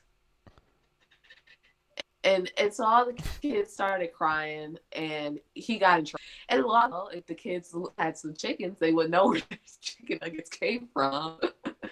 And I mean, there was another incident where someone wrote in the newspaper, chastising hunters and say, "Well, you need to get your meat from the grocery store like everyone else instead of Yeah. hunting." Right. Like, yeah, your meat. They committed suicide for it. Yeah. They all died of natural causes. Right. They died of natural causes or jumped in front of a bus. They said, "I need to make myself into a turkey dinner for so and so, and I'm jumping in front of this bus." Yeah. So How noble. that's, Yeah. except deer do things like that. Deer have been predated on so much that they just decide to just jump in front of the Just give it cars. up. Right. Yeah, just give up. Just I have enough. Just give up. Someone meet me. And so, um, a lot of people just don't. They really don't have that connection. They don't have the connection of food came from something that was alive and something that was either clucking or digging or you know I don't really know how to explain it because I'm not like I've raised food and then butchered it, and I'm not the kind of person who cries over that. I do pause. I take a pause. I say thank you before I butcher them. I take a pause, I pet them a little bit. But even on my first time doing it, the pride I felt at being able to accomplish that and know that I'm not going to be so emotionally overwhelmed Right. that I Right. would Right. never I would never be able to care for myself and do this. It just didn't like affect me as emotionally. For some people, this would affect them deeply, and for other people are like me, where this is more like a completionist thing and less like and I don't think I feel bad. I cry when my animals get hurt when they die. I mean, Right. I've cried over animals, you know, a lot. I cried over one of my animals yesterday. Um, and so I think I think that it's hard to explain. I'm not sure how to explain it. And I'm still working on. I've been working on ways to truly explain this because there isn't a huge way to explain it. A lot of people like they expect this huge this huge explanation and justifications for it, but there's not a huge you need a really good vocabulary to be able to truly explain all of it. um, a lot of it is things that people understand until they experience it for themselves. Right. That's the best way that I can explain it. I can't. I'm not at the level that I can just truly explain this yet. Well, some of it's an innate thing, and it, I mean, it I can really comes explain down to like, why, but I can't explain emotion. right. So, I can't. Go ahead. no, okay. So, yeah, no, it's hard to explain it because it's an innate thing. You need to eat, and something dies for it, whether it's a vegetable or an animal. And I mean, if you go even further, in order to, if we all switch to a vegetable diet, that's going to require more vegetable farms, which requires more deforestation, which means more animals being displaced and dying as a result. They're not necessarily being killed, but they're being pushed off their where they were living, and they're going to have less land to compete that they're having to compete for, and so now they're dying as a result of that. Almost all of us live with pest control, which means that, Yeah. I mean, I tell vegans, I'm like, listen, if you got in a car today, you have no idea the hundreds or possibly thousands of insects that died so that you could travel at a higher speed than just walking. And if you did Oh, but walk, you probably, for that. what, It's okay because they don't personally mean any harm, and they have to get to work. They can't take that bicycle instead. that's There's a, an excuse for everything. it's a cop out. It's a cop out because it's the reality is, yes, you have to do that just like you have to eat. And the death that happens as a result of all the pesticides that are put on the food, or pest control that's used to keep your vegetables from being overrun with pestilence, and Right. things die so that you can eat. Things die so that you can get somewhere. It's a really brutal reality, and it's made much more. It's much more in your face when it's a cute cow or a cute chicken or a cute rabbit, or it's why, like, people will get angry about that they eat dog in China or Korea or whatever, and they'll show these videos of dogs being tortured, and I'm like, I'm not in favor of the torture, but it's hard for me to say, how dare you eat a dog, when I'll turn around and eat a pig or a chicken, which is every bit as, or at least for the pig, every bit as intelligent and sentient and has the same depth of emotion as a dog. I wouldn't eat my dog, but I also Here's why. Go ahead. Think about it this way. Sorry, think about it this way. So I'm not see, a lot of vegans have asked me. They say, "Well, would you eat a dog, or are you against the dog killing in China?" And I say, "No. What I'm against is torturing the dog before they die. Yeah, torture. That's what I'm against. If you are at the point that, now this isn't something that happens and I'm not saying you said this, but this isn't something that happens all in China. I'm just giving context to the situation. Mm-hmm. There are some provinces in China where people do eat dogs, and in China now, I've lived in China for half of a year for a semester. And I remember when I went to China, the level of stray dogs there is intense. Right. There's a lot of stray dogs in China. And it's only recently that China has actually started accepting dogs as pets. Dogs didn't used to be pets in China. Right. Now people have a lot of pets in China, cats, dogs, and hamsters and all that kind of stuff. So there are very few provinces that have dogs for meat. And one of them is the Yulin Dog Festival, and the Yulin Dog Festival is pretty brutal. Yeah. They torture the dog before death. They do a lot of terrible things. I'm not cool with the torturing the dog before death. I don't know their situation. Maybe they do have to eat dogs to survive. I don't know their situation. But if they do, then why do you have to torture the dog? Yeah, don't torture it. Yeah, right. Yeah, there's no benefit in doing that. Just don't do that. just don't do that. There are better ways to do that. Now, part of the issue there in China is that there is, in my opinion, a lack of respect for life. There are a lot of people in China, due to the fact there's a lot of people in China. See, this is the other issue. When there's a lot of something, it has no value. Right, it has less value. Right. It has less value. There's a lot of people in China. And because there's a lot of people in China, the value that people place on each other is less than China. Only recently has China actually created legislation such as Good Samaritan legislation, which basically says that if you help someone, you will get a reward from government. Okay. There are incidences where people have ran over children and just kept driving. And this isn't like a one-time thing that happens here. This is like people just do that. It's common, right. Yeah, there's incidences where people run over other people on purpose. Just on purpose. I mean, for no reason, just on purpose. There have been incidences where people see people sick in the street and they don't do anything, or they see someone injured and they don't do anything because they fear that if they help them, that person who is injured will sue them if they recover. So they had to Oh, okay, create, okay, okay. yeah, they had to create Good Samaritan laws to say you'll be fine. We'll actually pay you or reward you for helping other Right, and you people. won't be sued for it, right? Right. And so this, a lot of this has to do with the fact that there are so many people in China. It's like, what's losing one person? There's another person to replace them. There's 1.5 billion people here, right? Right. Right. It's stuff like that.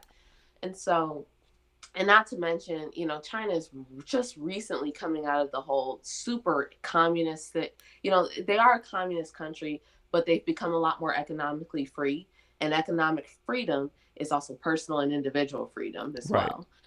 So these people are just really coming out of, honestly, in my opinion, just really coming out of Mao's China, the ideas of Mao's China, where, I mean, during Mao's China, there were times where young people were beating their grandparents to death for disagreeing with Mao. There Wow. were times where intellectuals were being shot on the street. And when I'm talking about intellectuals, I'm talking about college professors, Right. scientists being shot on the street or being beaten in the street for disagreeing with For Mao. disagreeing with Mao, yeah. Yeah, they had the Tiananmen Square massacre, which went on during Mao's regime. Yep. So I believe, and so that may have gone after with Mao's the guy that came right after Mao. okay, I have to look it up now because it's gonna bother me, but I think it may have been just after.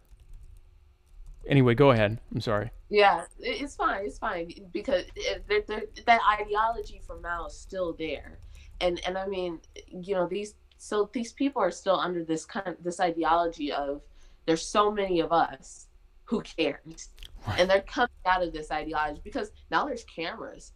People get cameras. The people in other countries are seeing this, and China doesn't want to look like the bad guys. Not right now, they don't. Right. Exactly.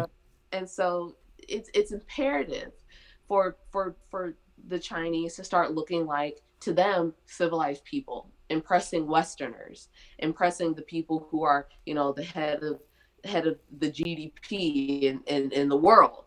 And Right. so, and that's the West. And so they've really made a lot of changes. So the Yulin Dog Festival, in my opinion, has a lot to do with that. There's a lot of dogs in China. What does it matter to them if they torture a dog or two? These ideas and ideology, they need to change. It's the same thing that happened in the United States. I mean, now a lot of vegans, when they look at farming practices, they have to take stuff that comes from the 90s, in order to apply it here. They think that practices that went on in the 90s are still going on today, but farming technology has evolved since the 90s. It's evolved so quickly and steadily, and it continues to evolve to make the Okay. lives of the animals better. Um, if you look up Temple Grandin is a woman. She is on the spectrum. She has autism, Right. but she is the leading expert in animal welfare. In her opinion, her autism helps her connect with animals and understand the position that animals are in. And so she herself holds the view that if we're going to eat meat, we have to treat these animals right. We have to give them good lives. We have to treat them right, because they're here for a purpose, but that doesn't mean that they have to be treated badly. Right. And She right. came up with the way that the cows go into the Production. processing. That yeah. Yes. Yep. She came up with that, and creating non-slip flooring, making sure that cows are processed within 24 to 48 hours. Making sure that when you have cows in their separate paddocks, that a human being can walk through there and a cow wouldn't touch the human being. That's how we know that the cows have space. Right. That Right. if animals can't even touch the person, that they have space. And so she also came up with the idea of animals not seeing the other animal in front of them dying. Mm. Now, I've killed animals in front of other animals, and I guarantee you some of them do not care. They do not care. But I think that it's a great practice for, cows and pigs and whatnot to not know that the animal in front of them has died. That keeps them calm, and it keeps them safe. It just keeps them calm and safe, and keeps them from reacting badly to the production line. Right, because there's no reason for an animal's last moments to be in fear and horror. Let it, Right. you kill it. It had no idea, and it's over. And they didn't previously witness it happen to another animal, and especially for a pig. I mean, I don't know the different levels of intelligence. I do know that pigs are actually considered at least as smart as dogs, if not smarter. So, and I would imagine cows are probably the same. I know if my dog saw another dog get killed in front of him, he'd freak out. Yeah. Well, here's what I would say is that I have seen videos of pigs being killed in front of other pigs, Okay. particularly domesticated pigs. I've seen people, when they shoot the pig. Um, some of those pigs don't care. I mean, I've seen the video. I'm serious. Some of those I've seen video where two pigs are grazing. The guy walked up to kill one pig, and the other pig looked up at him like, "Oh, he's dead," and then went back to eating the grass. Oh And wow. it's like that pig does not care. I think it depends on the animal. Some don't care. I mean, the connection's just not there. Okay. Um, and and then it just 100% depends on the animal. The connection's really not there. I've seen video of turkeys. You can shoot a turkey, and the other turkeys might jump at the sound of the gunshot, but they see their buddy Tom over there flailing around, and they're like, "Hey, you're okay? No, he ain't okay. Let's keep eating." They Right. just I don't know if it's an instinctual thing because maybe they haven't. I don't know if it's instinctual because a lot of animals just don't create bonds for the sake of safety and instinct. Right. Right. Um, Right. that doesn't mean that doesn't mean that the pig didn't have a bond to the other pig, but the level of detachment in a lot of animals is really astounding, and that's how they survive. Right. They Right. Right. have really good detachment skills. I mean, rabbits, for example, rabbits are really good at detachment. Um, I've had rabbits who lost an entire litter. You put them in a cage with a buck, and they are right back at trying to make new babies. Wow. The attachment is just not It's there. just not If there.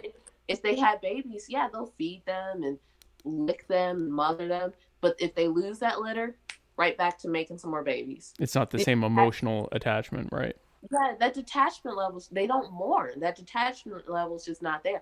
I've had that happen. Like when my rabbits, the babies are ready to be weaned, I have like 5 weekers. They'll be weaned in 2 more weeks.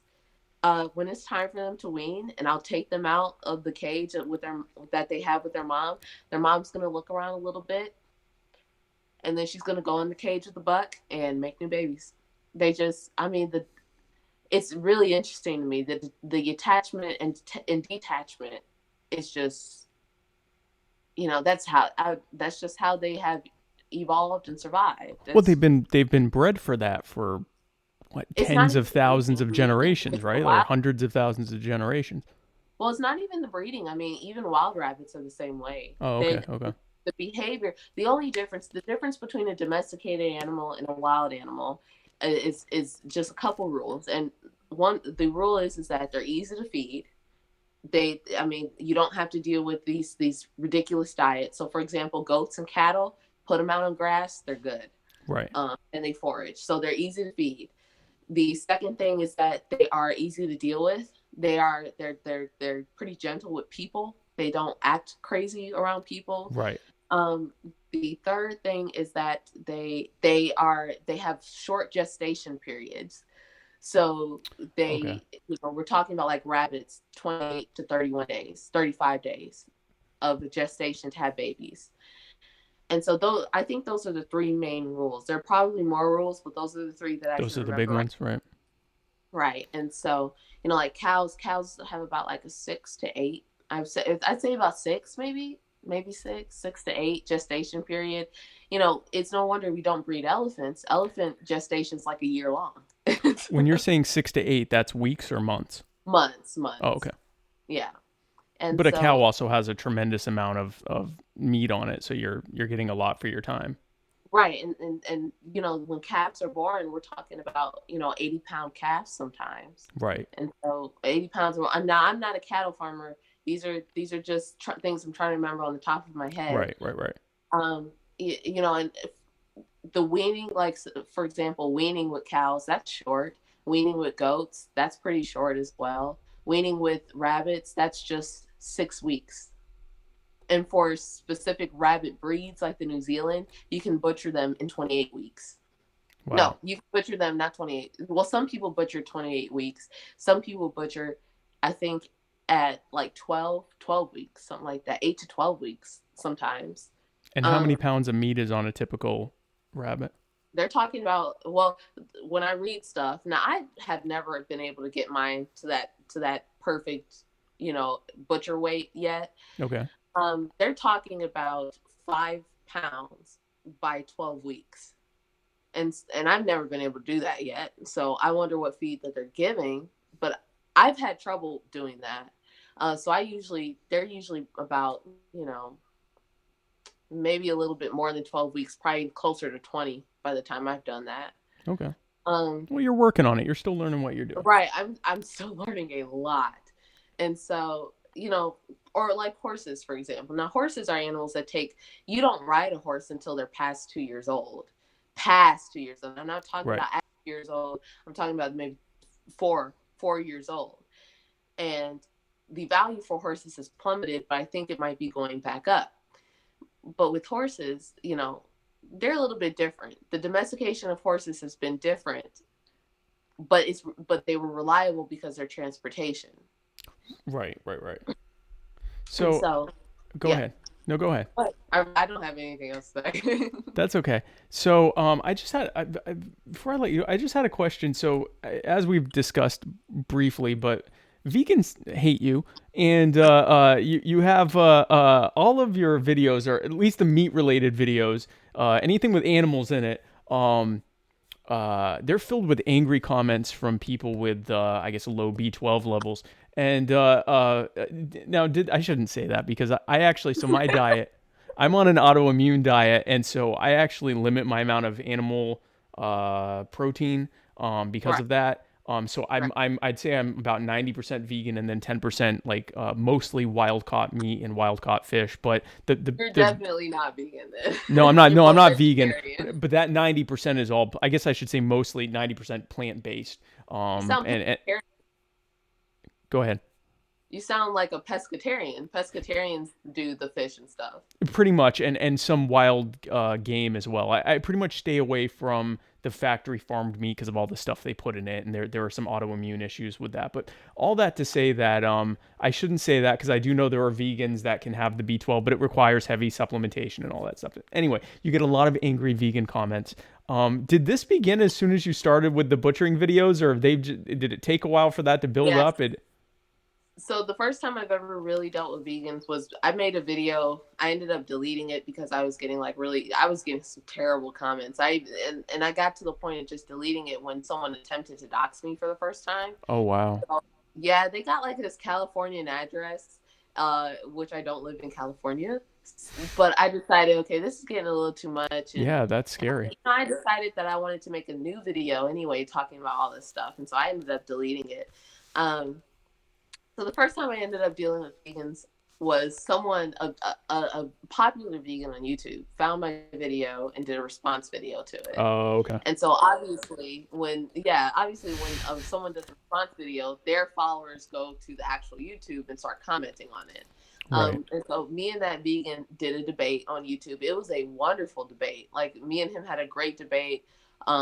Even his own followers said that they thought I was really nice, and that they thought that they enjoyed the debate.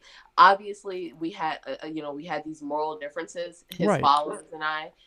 But I mean, after that, even they enjoyed the debate.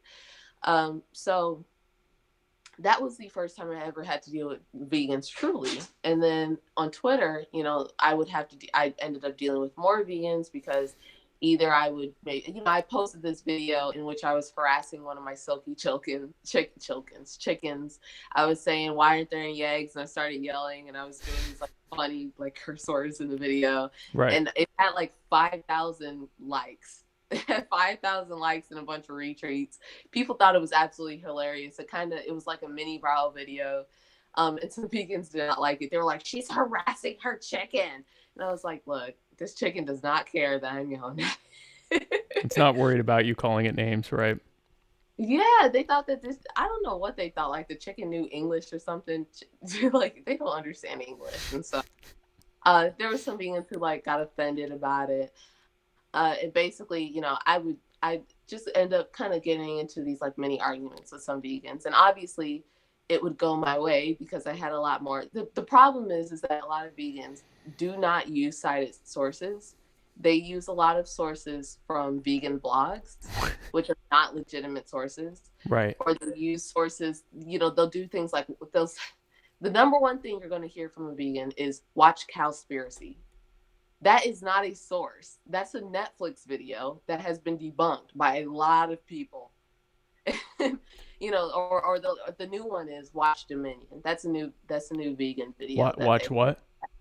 Watch Dominion or watch Cowspiracy. That's what they say. Oh, okay. That's like their go-to response. Watch, and I'm like, that's not a source, and I'm not gonna watch it because why? No, why would I? Why would you give me? That's not a source. I want something that I can read that is verifiable. Yeah, that's not first source. That's opinion stuff. Right. Right. That's opinion. That's a bunch of to me, if I was in a religious argument, would I say watch God's Not Dead? No. No, I would, that's not a source, that's a video. And so it's a movie. Anyway. That's right. It's a movie. And so like even today, like I was I'm in an argument with this vegan, and they think that a lot of them, this isn't all vegans. I classify vegans in two different groups. One is regular vegans. They just want to be vegan. They just want to save the animals. If that's how they believe they're saving the animals, and they just want to live their life and be normal people. Then there are political vegans, and political vegans are the vegans who want everyone else to be a part of what they do, regardless of if they truly want to or not. Or else they're Nazi, like murderer, they're psychopaths and so forth. Well, it's not them. They think that everybody else is a Nazi. No. I'm saying if they don't adopt veganism, then they're Nazis, sociopaths, psychopaths, whatever. Right. They think that everyone else is a sociopath or psychopath or a fascist or Nazi. I had one today accuse me. Now, this is another thing. A lot of vegans are kind of racist. And this is like what we were discussing earlier. They think that because I'm Black, I'm supposed to be against animals. Animal oppression is what they call it. They label killing animals as the Holocaust. They label it as a genocide. And that's not how a genocide works. Because usually when you commit a genocide, you try to get rid of everything. Right. You don't try to make more of them. There are more turkeys and cows than there are humans. Right. That's really bad genocide. That you're not doing a very good job. So they take words. It's just like, SJWs, they take words that don't mean that and they apply it to the situation even though that's not what they mean. Right. And I was, I took the opposite position. Instead of a vegan railing at me, I was railing the vegan. They said, this is a vegan that lives in a privileged lifestyle. They live in Europe where there's national health care, where, they have pictures on their profile of them at fancy vineyards and stuff. And they said to me, well, I can't grow vegetable. Yes, you can. Well, what kind of excuse is that? You're out there growing at vineyards. You obviously have the money. You're wearing a nice coat. Right. Your hair's done. You got nice sunglasses. You're hanging out with your friends at pubs. You're telling me that you can't grow a couple of vegetables. You don't know the face of who makes your cabbage, but you're going to come at me because I know the face of who makes my rabbit meat. Yeah. Yeah, and I would argue that it's more, I believe personally, that it's actually more ethical, and I say this as someone that's not doing it, but I would say it's more ethical to know the source of all of your foods and to have them much more local. You're harvesting your own rabbits and your own chickens. You're getting your own eggs. If you're not getting your own milk, you're getting your milk from someone that you know or that you may be trading with, or even if you're just giving the money, but you know where it's coming from and you're much closer to it. Whereas if and I say me, because I'm the one that does this, I go to the store, I buy all this stuff, I may research, like I said, I stay away from the factory farmed meat, but I don't know how Yeah. my stuff's being made. I don't know if the farm that's making this is also making, beef or chicken or whatever, and are using, I mean, when you look at these factory farms, I know you said that they've evolved a lot more. There's not going to be the same level. You're not going to be able to give the same level of care to Fair. Yeah. a billion chickens that you are to with however many, dozen, few dozen, couple, Right. however many chickens you have. You're not going to be able to have the same care. Those chickens aren't going to be treated the same way just because it's an economy of scale. So to me, that's it, and it's similar to people who are against violence and then they vote for politicians who do violence by proxy through the police and Right. military. And we delude ourselves that if we're not doing it, it's okay. So long as someone else is doing it, we're completely removed from it, and we just show up when the final product is done. So to me, it's much more ethical what you're doing. So so and so speaking about factory farms, is that a lot of people, and it's true that because with factory farms there is not necessarily the same level of care. We're talking about hundreds and thousands of millions of animals, Right. but typically with factory farms, according to the USDA, even these factory farms, 97% of US food is family farm. 97%. Oh wow. Yep. So 90%, 97%, you pretty much can guarantee that your food is likely coming from a family farm, even if it's under a corporation. So the way factory farms work is it's not like this factory with a giant plume of gray smoke coming out of it. That's usually the butchering place. But Right. Right. it's not with the hundreds of millions of animals in it. What corporations do, take for example, Prairie Farm, Okay. or what's one of them? Samson Farm, something like that. They Okay. do bacon stuff. So what they do is they will ask a farm, not small farm. They'll ask a farmer, "We'll give you money if you raise these chickens or you raise these pigs." Right. They will give them a bunch of for commercial for chickens. They give them a specific breed of chicken that they specially bred themselves that grow fast within 8 weeks, and that's the truth. I've actually owned one of these chickens before. I didn't get them to an adult size because my cat ate them, but I've had them, and they truly are different from regular domesticated chickens. Okay. So, they will give them these chickens. They'll give them about 1,000 or so of these chickens, and they'll ask this person in a chicken yard or chicken shed to grow these chickens. When the chickens reach 8 weeks, the farmer actually hires someone to pick up these chickens and send them to the Sanderson Farm, sends them to Sanderson Farms. Oh, okay. And it's the same thing with pigs. When the pigs reach of age, the farmer will hire someone to send them off to Sanderson Farms for butchering. So that's how it usually works. Where commercial farms are actually, what's the word for it? What's the word for it when you hire like business when you Like outsourcing it or outsource? contracting it? Yeah, they're outsourcing, not outsourcing. They're contracting Contracting, right? to raise the animals themselves. And I've actually, one of our neighbors is someone who raises chickens, and I think they're Sanderson Farms chickens. I'm not sure. I can't. I think it's Sanderson Farms, but I know for sure that he raises these Cornish chickens that they're specially genetically, their special genetics make them grow to 8 weeks real fast. Okay. Okay. And so, or they grow real fast at 8 weeks. And he hires someone. He's got like 3 chicken sheds or something. He hires someone to come pick up these chickens and get them all filed up and in the truck, and they go off to the processing plant. That's what it's called, the processing plant. So And this is just a regular guy. I mean, this is just a regular guy farming doing this. This isn't, this isn't like a corporation. so that makes sense because that I've always wondered. So when I'll see like a bunch of chickens or a bunch of pigs or cows or whatever in a truck being transported somewhere, I'm like, why are they being transported alive? But that makes sense. What you're saying is that they're being grown at these smaller farms and then being taken to these Yeah, large facilities to actually to be butchered and processed. So that actually exactly. makes sense.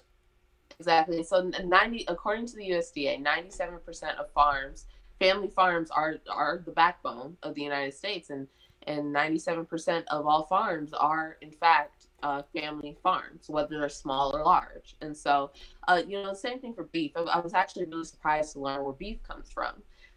Majority of beef is actually initially grass fed and then sent to feedlots.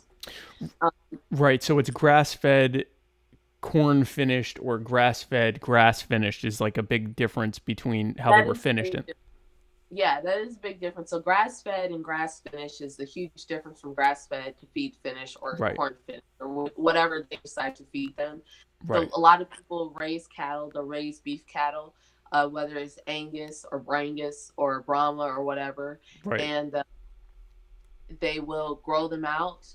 They'll have a herd. They'll start out with a herd with with their own bull and a couple and some heifers, and then they'll have babies, and when the babies reach weaning age, they send them off. Whether I'm not sure if it matters if they're male or female, but they send them off to oftentimes to either the auction or the stockyard, where they'll be fed out. Now, if they're sent to the auction, usually anyone can buy.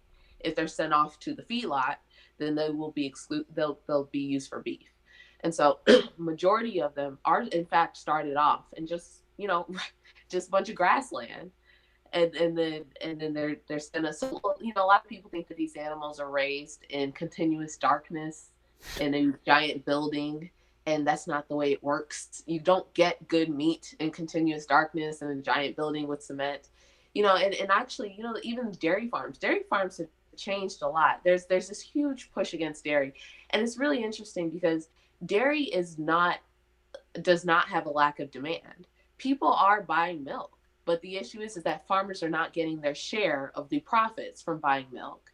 A lot of corporations are beating out these smaller farms, which makes it harder for dairy farmers to get their proper payment Right. for the milk that they're making. So they have this milk, they send the milk off. And it's another thing, contracted by a corporation. They get this milk sent off, whether it's from Great Value of Walmart or like Organic Valley is a really good milk thing, because Organic Valley uses small farmers to create great milk products, Okay. and the demand is great because they're an ethical way of sourcing milk. Right. And they were They organic. have, Yeah. yeah, they're organic, they're transparent. They if anyone asks me, well, I don't want to buy milk from Great Value Walmart, who should I buy milk from? I would say Great Value. Get your milk, your eggs, all that kind of stuff from Great Value Farms. They're perfectly organic and they're transparent. You know exactly, you pretty much know who's making your food. And so um a lot of people think that these animals are literally grown in dark, dank spaces, but they're not. They are Right. started outside. They're started outside, and even at feedlots, they're not at a feedlot for very long. They're at a feedlot just to be finished out, and then they're sent off to be butchered. Right. And even the butchering process is not something that's intensely gruesome or unethical and terribly mean. I mean, these cattle are processed. They're not kept in these tiny spaces. They're kept in huge spaces. In fact, when we finish this video, I'm going to link the Temple Grandin video concerning how cattle are processed. But they're Right. kept in these spaces, water 24/7. I don't know if they are kept over 24 hours, they are given food. If they're not, obviously they're not given food because they need their gullet to be free from food. Right. Right. But Right. they're given water 24 hours. When they go through processing, the cow behind them can't see what's happening. And the rule is that it depends. Sometimes it depends on what farm is doing it, but generally by the time they get to the throat slitting and the and all that, they are clinically dead. They're gone. Um, the rules are is that if their tongue is sticking out, they're definitely dead. And even if their tongue isn't sticking out and they could be dead, they always make sure that these animals are gone. That these So how are animals they how are they killing them then? So there's multiple ways to kill a cow. You can bolt gun them. Bolt gunning is for, I'm just pointing to my forehead, but it would be like here. And what the bolt gun does is that a needle comes through and it punctures the skull and it stuns them. But they're not going to recover from that, and they are pretty dead after Right. that. Even if they are dead, they go. They're not ahead, experiencing anything anymore, right? they're not experiencing anything. They are unconscious. They can't. Even if they're not dead, they're unconscious. They can't feel anything. So it's considered. So they bolt gun them in the middle of the forehead, or wherever they bolt gun them, and then they get them up onto. They hook them up. It's not a hook that goes into their skin. It's clamps that they help to pick up from the legs, and then they slit the throat. The slitting of the throat is the done deal. That's where that they have their blood drained, and they are definitely dead after that. Right, right. And so even if they're not dead, what they do is that, which is really rare. So even if they're not dead, they immediately go to the animal, bolt gun it again, make sure it's gone. And so that's how they do it. I know it's, for some people it might sound really gruesome, but that's how it's done. It is what it is. Like, I mean, hearing it, I'm like trying not to react too much, but because again, I'm that removed, and I even recognize that I'm that removed. So when I have that reaction, it's like, hey, look, schmuck, if you want food, something died. Like, it is what it is, Yeah. and it's a gruesome reality. We live in such a sheltered existence, unless you're on a farm. Or Yeah. part of that industry or whatever, we're in such a sheltered existence that we just don't have a concept of like this thing you're eating, this chicken nugget. The fact that the kid got in trouble for saying something that's true, true. like because it hurt so many kids' feelings. It's like, no, maybe we should be telling the kids that chicken comes from chicken. I remember asking my parents. We used to go to Hardee's and I'd get a chicken fillet sandwich, and I remember asking. I was like all of 3, 4, 5, whatever old I was, and I was like, what kind of chicken is this? The chicken we eat or the chicken that's like walks around? And then my dad said something like, that's the same thing. And I was like, oh, okay. Like, I didn't cry because it was just matter of factly told, like, that's what it is. Yeah. It is from a chicken. Oh, okay, cool. So I want to go through go ahead. Oh yeah, let's go through the comments, because I want to say something super controversial and we can have a whole argument about that. I don't know if you support it or not. Well, we'll find out. So here are the comments. It's been a while since I've done comments, so that's why. So here's one. Natalie says they torture the dogs because they like the way that fear and adrenaline makes the meat taste. I have no problem with them eating dogs either, but I could also do without the torture. Yeah, I don't care how. It's weird. Yeah, and that's where you lose me, because okay, you like it tastes better because it got, or I guess they're saying that makes it taste. Yeah, no, don't torture an animal. Like, I don't want to be told it was tortured. So then we have a comment from Tufel Strit, Patty, yes girl. Oh, that's my friend. Oh, okay. And then Lori says one rabbit doe can make up to 230 pounds of meat per year for less than $30 a month. That is impressive. That's absolutely true. They are the. I mean, I bought, I buy them. I have like a mixed bag of feed that I feed them, and I don't have to buy feed, maybe once or twice a month. Once every 1 month or 2 months, depending. So, I mean, it's really, really financially good. Yeah, no, that makes sense. Natalie says, I want to make sure I'm not missing anything. Natalie says cow gestation is about 9 months. Horses are about 11 months. Thank you for that. Okay. Elaine Watson says, hey, Trish. Hey. Lori says VJSW, vegan social, or VSJW, vegan social justice warriors. Yes, very much. Those are the meats people are used to. I don't know what that was in reference to, but we agree. Natalie says corn-fed have a lot more fat in the meat. Yeah, and it's something about Yeah. also the omega 3 to omega 6 ratios are different when they're grass-fed versus when they're grain or corn-fed or something Yeah. like that. Grass-fed beef have a much higher nutritious value than corn-fed beef. Now, Right. and I don't understand why they don't focus on grass-fed beef more, because I would think that I've seen people raise grass-fed cattle, and to me, grass-fed seems like the most economically efficient way to go. I mean, I've bought feed before, and I know how much feed costs. So why wouldn't grass-fed be the more economical and cheaper option? I don't really get why that wouldn't be. Maybe someone knows the answer to that, because I actually don't know the answer. Yeah, I don't know either. And that was my thought. I'm like, grass grows from the ground, or you're having to buy or farm corn. But maybe in certain areas, maybe in the Midwest, it's cheaper for corn. I mean, there's a reason they're doing it because it's less healthy, but yet they're doing it. So I assume it's for economic reasons. But so then Elaine Watson says, "Love you, Trish. You guys are awesome. Thank you, Elaine." So those were the comments. You had mentioned there was something controversial you wanted to bring up, and in fact, this is actually a perfect time for that because I've asked you all the things I wanted to ask, and Oh, okay. so I was going to pretty much give you the floor, but we can duke it out if you want. So I was going to give you the floor to say any final thoughts that you have, anything you want to promote or mention or whatever. So if it's a controversial thing, then have at it. How many people are watching? I just want to know.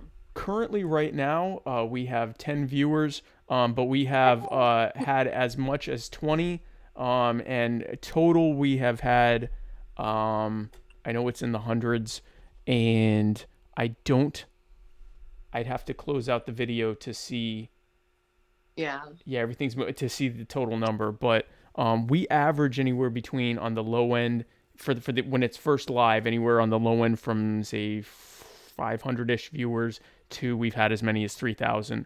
Wow. And we're averaging probably somewhere. I'm thinking we're probably somewhere around the 1,000 range that have watched at some point during the entire video. But anyway, go ahead. That's awesome. Yeah. Okay, I was going to say that I am a huge supporter of trophy hunting. So I don't have so I'm hearing my wife scream in my brain because I don't really have a very defined. Let me step back. I think people have a right to do it. I don't think there's any reason that people should be stopped from using their property. Animals are property. Animals don't have rights and are not people. To use their property to do trophy hunting or whatever else. Wait, are you talking? So when you're saying trophy hunting, do you mean the where the people go on the I'm talking about all forms of legal trophy hunting. Doesn't okay. matter what country. Okay, I didn't know if you meant so like for example around here we have these like canned hunts where like they take essentially domesticated animals and they just have them walk out on a field and shoot them. That Yeah. seems kind of rude to me, but I also think they have the right to do it. But you're saying even like going out into the wild and killing, like for example when people go to Africa and they'll kill like a giraffe or something and Yeah. that kind of stuff. So Yeah. I'm not I'm not against any of these things. I know my wife is, but I'm not against. She's probably not against the wild hunting. I think the canned hunting really bothers her because you're raising something just to have someone pay to shoot it.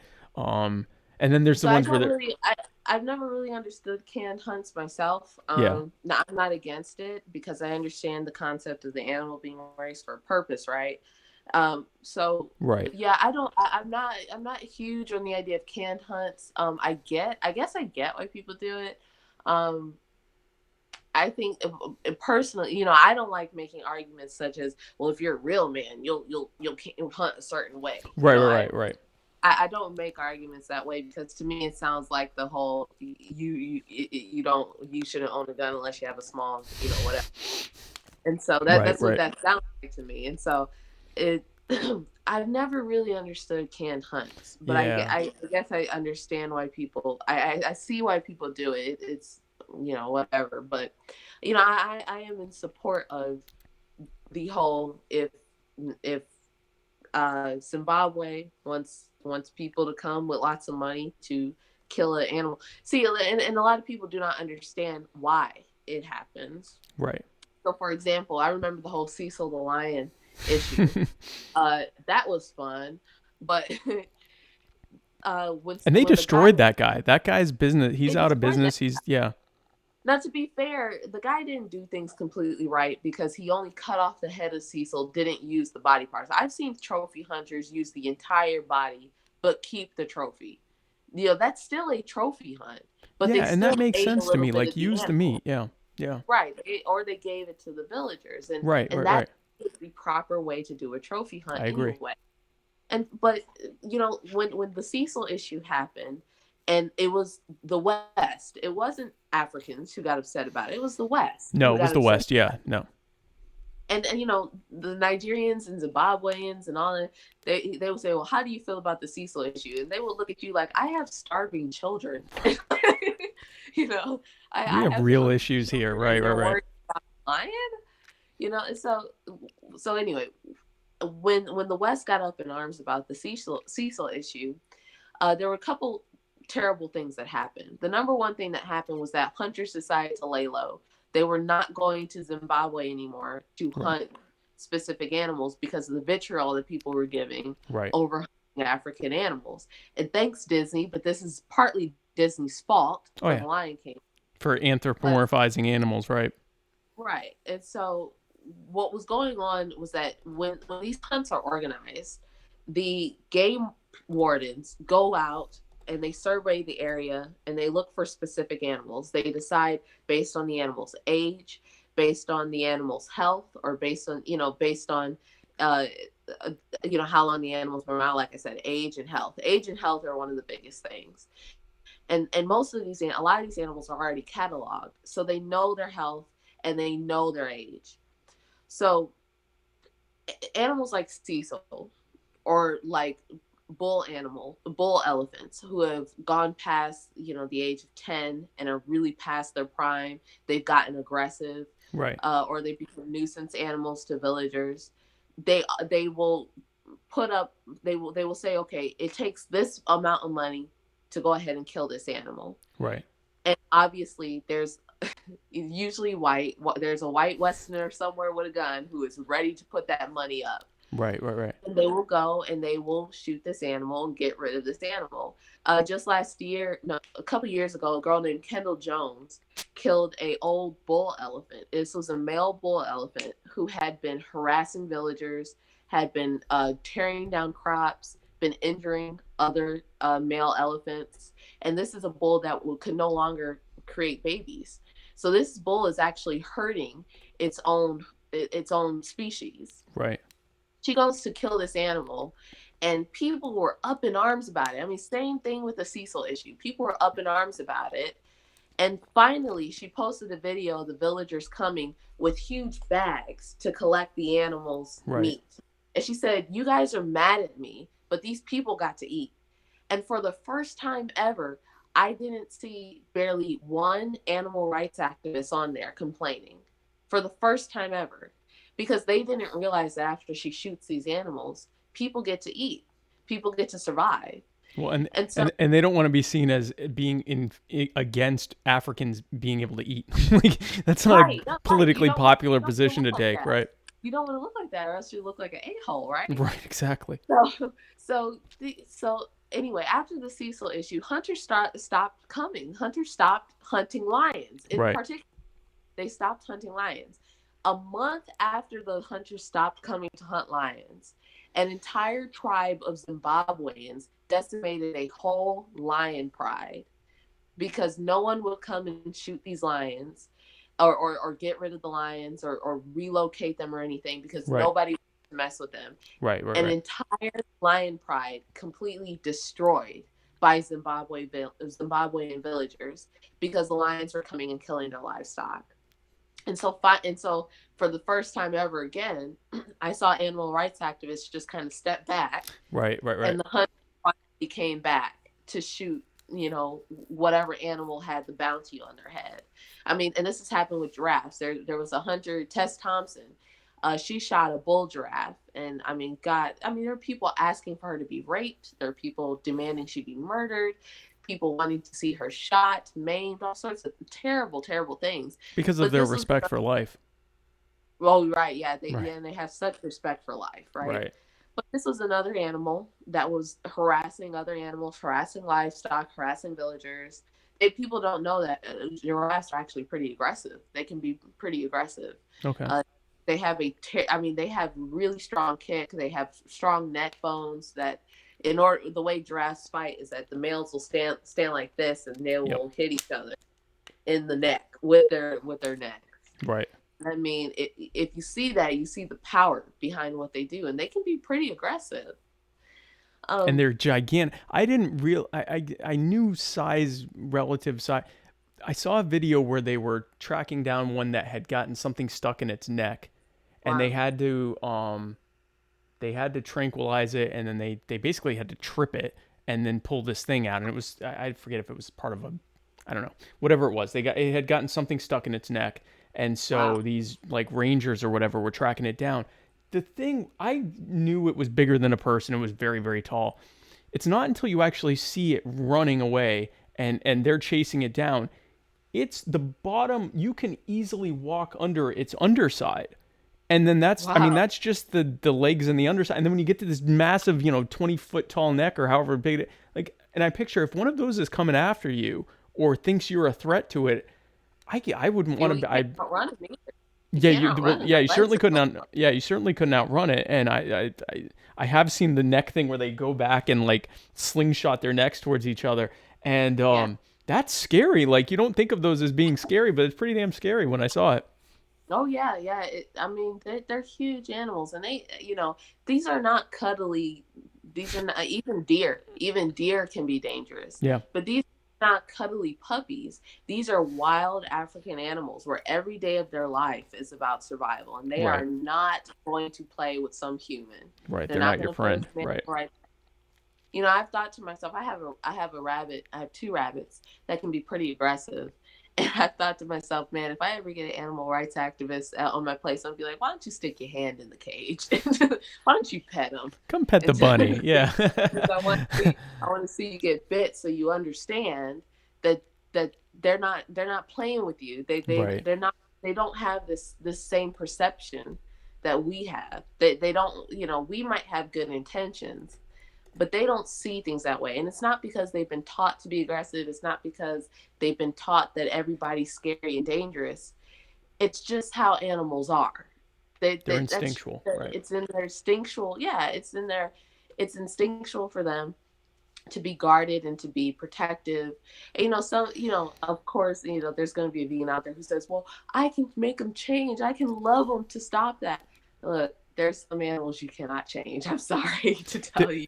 There was just a story today, I believe, of a guy in Russia. He saved two bear cubs from, I don't know. He saved two bear cubs, and then he rescued two bear cubs, and then he was able to place one with a, I don't know, bear rescue or whatever, and then he tried placing the other, but he wasn't able to because they were the only people he could find that would want him were these trappers or these what are they called? Where they use them to train animals, so they have animals attack them, and whatever that's called. So he wouldn't give it away, and so he was trying to raise this bear, and the bear had an enclosure and everything else, and he was trying to, I guess, be friends with this bear or raise the bear, and the bear broke out of the enclosure, killed and ate him down to the bone, and then killed Oh and my ate God. his two dogs down to the bone.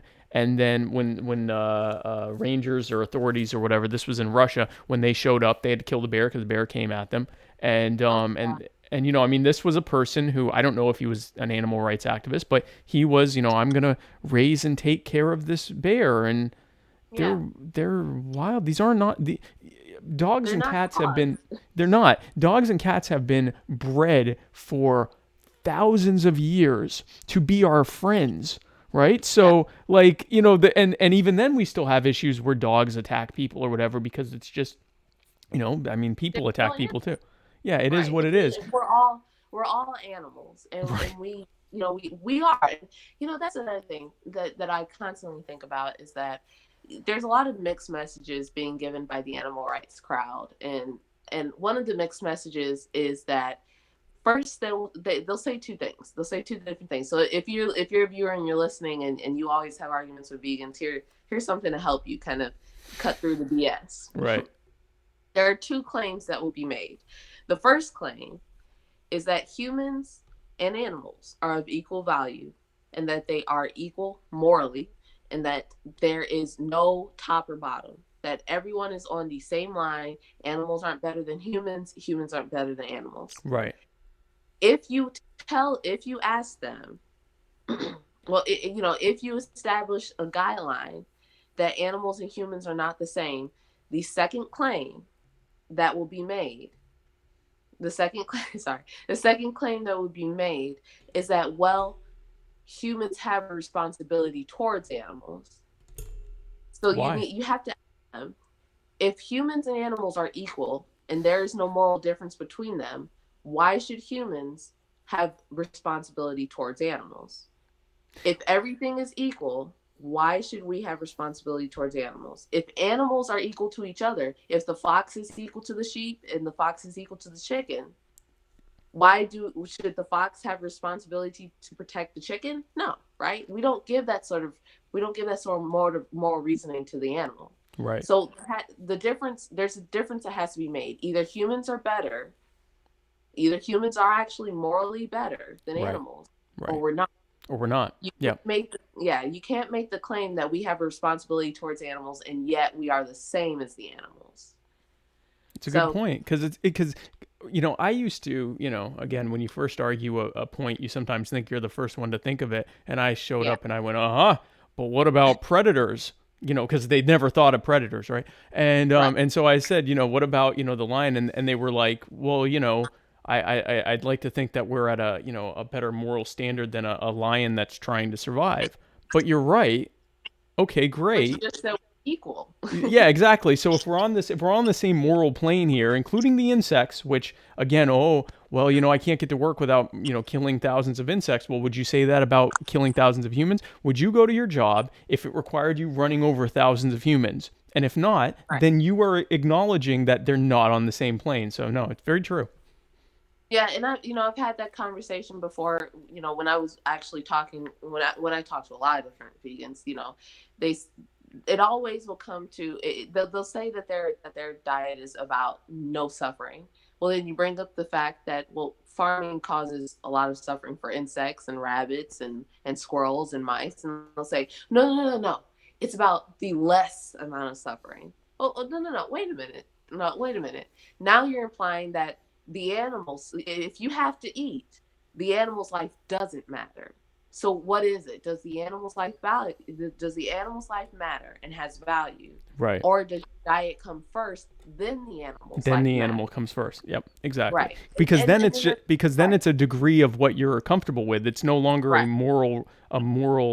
solid moral line. It's There's no equal line, and so it will always come to, when you have an argument about it will always come to, no, we're talking about the less amount of suffering, and then that's when I make it clear. Look, suffering exists. There, you can do everything in your power to think that you're stopping suffering. Right. It will always exist, and the point is that you have to establish is. And I've actually had a really cordial talk with a vegan in my inbox once. They said, well, these animals are suffering, and I said, death isn't suffering. Do you think that if we believe that death is suffering, should we allow veterinarians to put our animals to sleep when they're in pain? Right. Don't we consider that a reprieve from suffering? Right. And they said, well, yeah, I agree that death isn't suffering. So then if death isn't suffering, what matters is what happens before death, right? Right. So if neither death is suffering and then the animal is not suffering before death, all of it is ethical. Yep. There is no, and then ultimately you're going to end up getting into a conversation of, okay, well, is ending a life ethical? Well, if you believe that my animals are constantly suffering in my care simply because I'm farming them, is not their death a reprieve from suffering? And if they're not suffering, then where am I being unethical here? Me ending their life is fulfilling their purpose. But if you believe that my animals in my care are suffering, then I should end their suffering, right? I mean, wouldn't that make sense? Right, it would. And PETA, by the way, I mean, PETA is one of these groups, not all of them. Oh When they yeah, get animals, they kill them. Like when they yeah, get like pets and stuff, PETA doesn't want animals to be pet. They want animals to be completely over here and humans to be over here, which is it's never in exactly. it's not possible in human society for humans to be completely self-contained from animals. That's not Right. possible. But then And they that's take the these. other problem. What's that? Go ahead. Well, I was saying that's the other problem is that a lot of people don't seem they actually seem to think that even though they believe that humans and animals are on the same level and they're equal, that humans for some reason should not be a part of nature compared to the animal. We should be completely removed from nature, which Yeah. completely, I mean, anyway, I get it. I look at a cow and I'm not like, yeah, let's kill the cow and eat it. I like beef, but my first thought looking at a cow, and I'm just being very honest here, when someone says, hey, you want to watch me kill this cow and then help me rip it apart? No, I don't. I don't at all. And I don't add in any way. Do you want to watch me do it and then watch me do? Not even that. I'll just let me know when it's ready.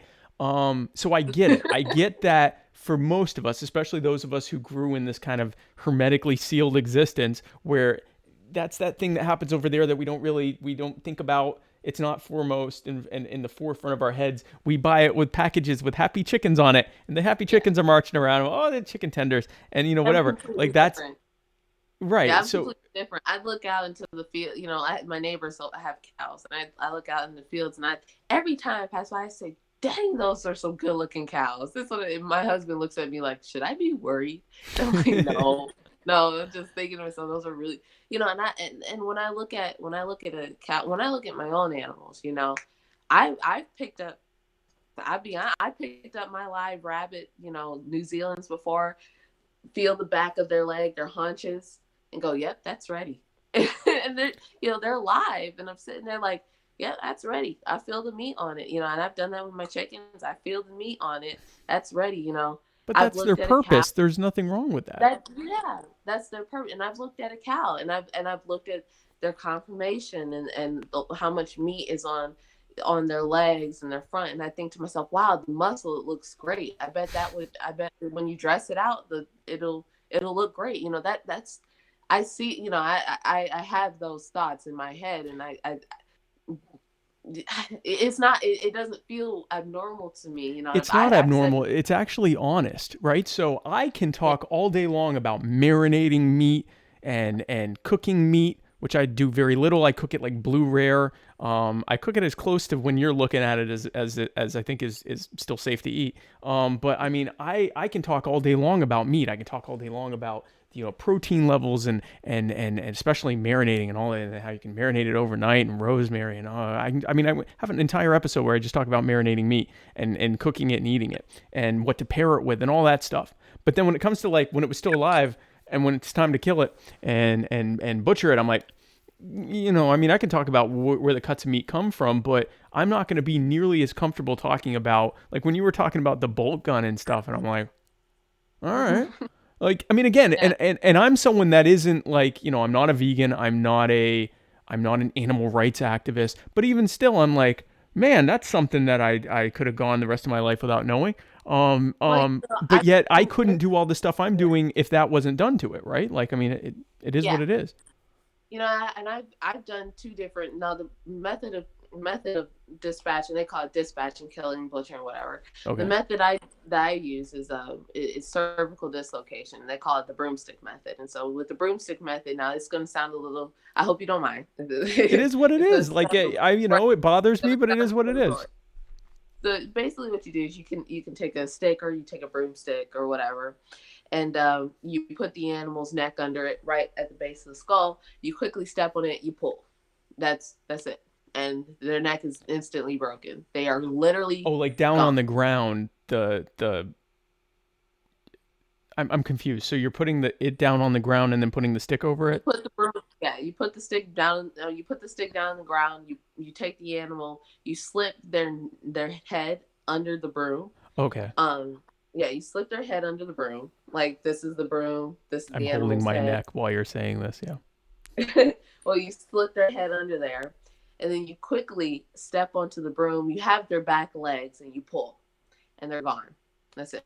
It's cervical dislocation, and it's pretty much based off the fact that, you know, like if you were in a really terrible car accident and you separated the joint, the bones in your neck between your spine and your neck, you're either dead or you are fully paralyzed. Right.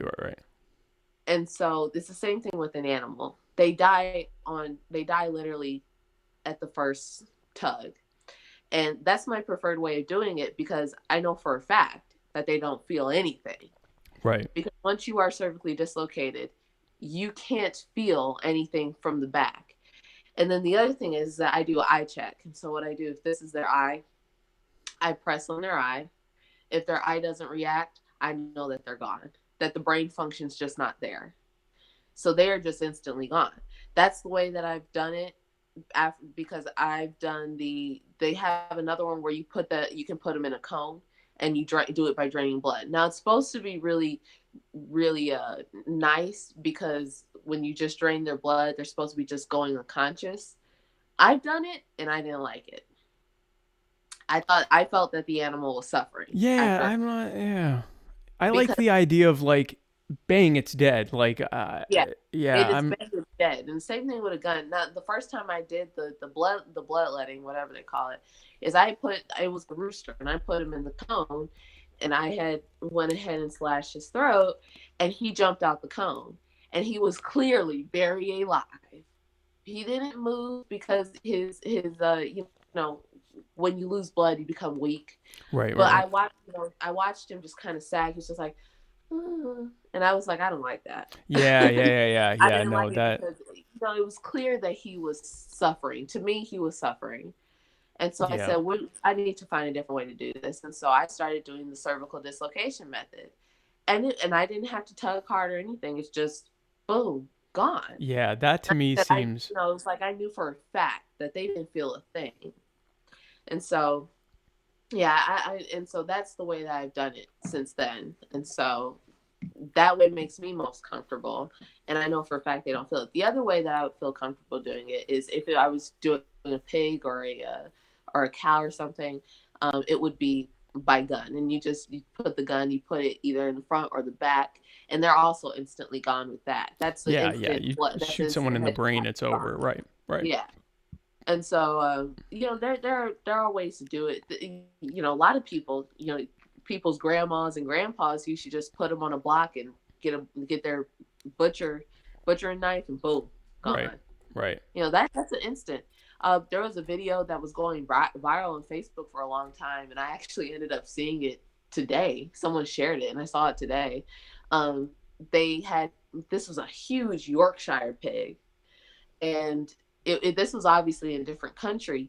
There was a guy in the back who was rubbing his butt, and the other guy in front who had a giant sword. He picked up this heavy sword and boom, separated his head from the body. The pig instantly gone. Pig had no idea, obviously. Pig had no idea what was going to happen. Right. Once it's off, then you're gone, you know? That's like the most ethical kill there is. Yeah, I mean, again, I'm a tough one with this because I'm hearing these things and I'm like, just let me know when it's been cut up and I can marinate it. But it is what it is, and I have to. You have to make peace with it. Like, and if you don't want to do it, that's fine as well. But you have to recognize that someone's not a evil, terrible, you know, murderer because of whatever. They're okay with doing to pigs, ducks, chickens, rabbits, you know, whatever, what you're okay with doing to all of the animals that get displaced for your you know, fruit farms, and also with, you know, all of the billions of insects that have to die so that you can eat on a regular basis. So it is what it is. Well, not even they have come to acceptance of the fact that they do it. They haven't come to the acceptance. Oh, they're in total denial. They are still in denial about that. I don't know if it's because I don't know why people are in such intense denial about the reality of the situation.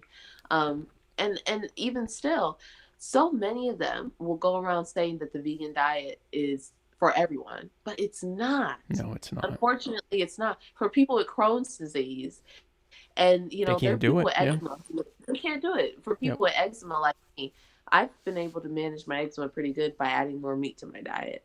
I feel better adding more meat to my diet, make to do eczema. My skin feels better. My hair looks better. For a lot of people, there's actually a lot of people who are recently leaving veganism. I watched a debate between two vegans and two people who are part of a carnivore diet. They're not doing keto; they're actually doing a full carnivore where they eat nothing but meat. Yeah.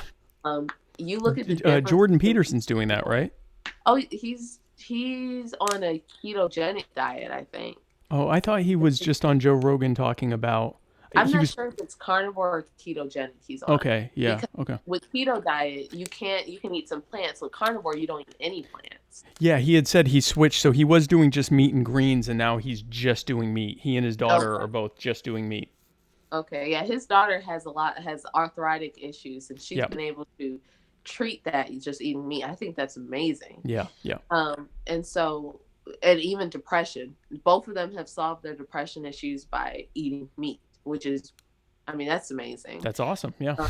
Yeah. And so, there were these two people, it was carnivores versus vegans who were arguing on YouTube, and the literal difference between the way that they look at you, the way that their skin looked, the way that they even sat in their chair. Right.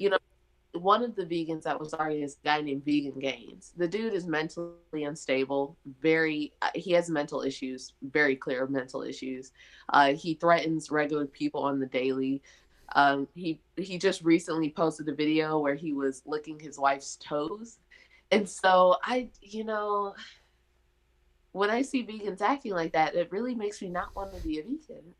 So, and then there was the other guy who was debating, and his eyes sunken in, skin very pale, hair messed up, and just the background in his room is kind of a blue tinge colored thing you would literally imagine depressed hell to look like. And so why would I want that for myself? Right. Why would and also studies are showing that vegans tend to have more depressive issues because they are constantly focused on this idea that everything around them is nothing but suffering. And so, well, and that all of their almost 99% of mankind, or 95% or whatever, are these terrible people that just want massive destruction. That would be depressing. Or part of this animal holocaust. You center your life around that. And I can see where the problem with depression in these communities is coming up. That would be incredibly depressing. Yeah. Yeah, it's incredibly depressing. I mean, you look in a lot of these self-loathing Nietzsche, ideas. That's intense amount of self-loathing. Yeah. And I don't, what do they call it? It's not Nietzsche. It's called something else. But nihilism. Nihilism. Nihilism. Yeah. Yeah. Nihilism. I mean, that's an intense amount of self-loathing where you believe that everything around you is just suffering. There's no reason to exist. There's no value in existing. You yourself doesn't have There's any no purpose value. to life. Right. No purpose to life. And like I said before, that goes right back to what we were talking about in the beginning. Lack of purpose in life leads people to live these very depressive, angry lives. And personally, to me, when I see people like Ingrid Newkirk is the head of PETA, she says some ridiculous things. I mean, just ridiculous things. She says she's the one who supports euthanizing animals because she doesn't believe that they belong in the hands of people. Right. Well, she has a very nihilist view in life, where not even these animals' lives are valuable enough to just let them live. That everything around them is self-loathing. So what does she do? Just kill them. Yeah. Just being around people is worse than being dead, basically. Yeah, exactly. Being around people is just this, and it's just intense. It's an intense form of misanthropy. Yeah. And yeah. Really scary. I mean, misanthropy is at an all-time high, in my opinion. Yeah, I can't wait to. Yeah.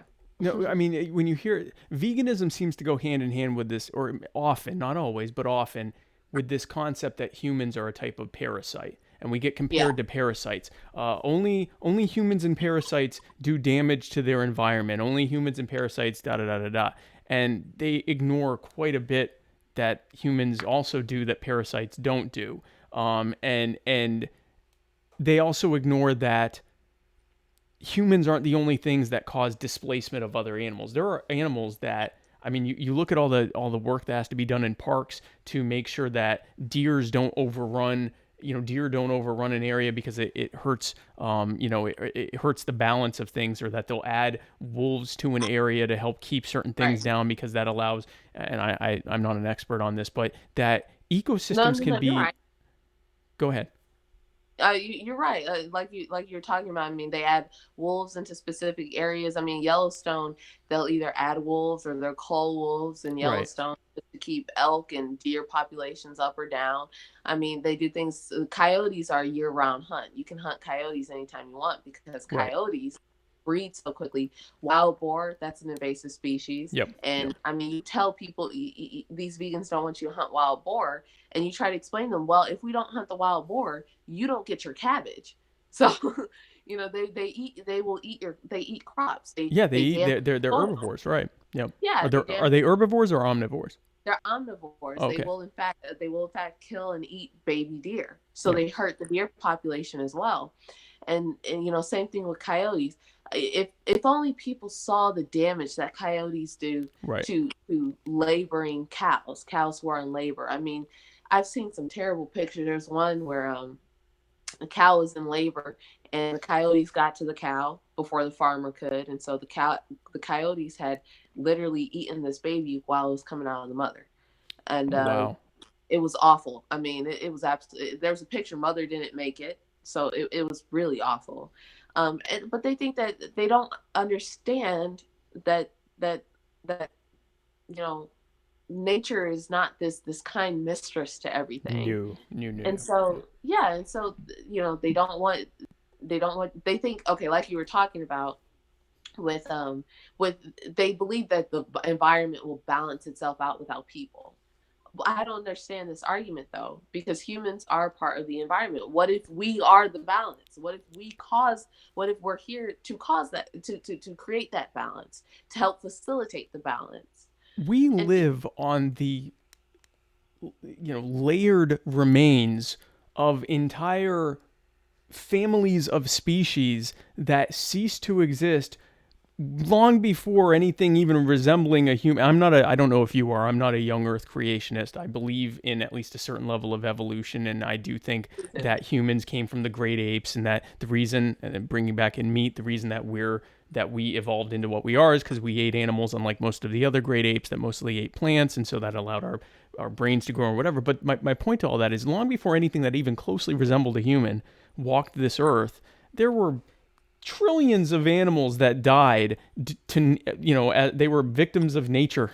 So this yeah, idea that, and we're part of nature, I mean, we are what we are, so the idea that we suddenly came up and everything got screwed up and now there's no more balance, I mean, we certainly do our fair share of problems, and there's things that we can learn and progress with pollution and things like that, but this idea that we're parasites is a lot of, like you said, self-hatred and self-loathing. But we're closing in on our third hour, and so I just want to oh my give gosh, you, really? yeah, no, I know. It's been a it's been a great interview. I've had an awesome time. But Yeah. in interest of my wife's sanity, I am gonna start to close this out, and I just want to give you a chance. Thank you again for coming on. By the way, I'm definitely gonna want to have you on again so we can have another 3 hour Yes, I episode. really enjoyed this. Yeah, I've had a lot of fun, but I just want to give you a chance to give any final thoughts, anything you want to promote, anything you want to talk about, anything you want to talk about. The floor is yours.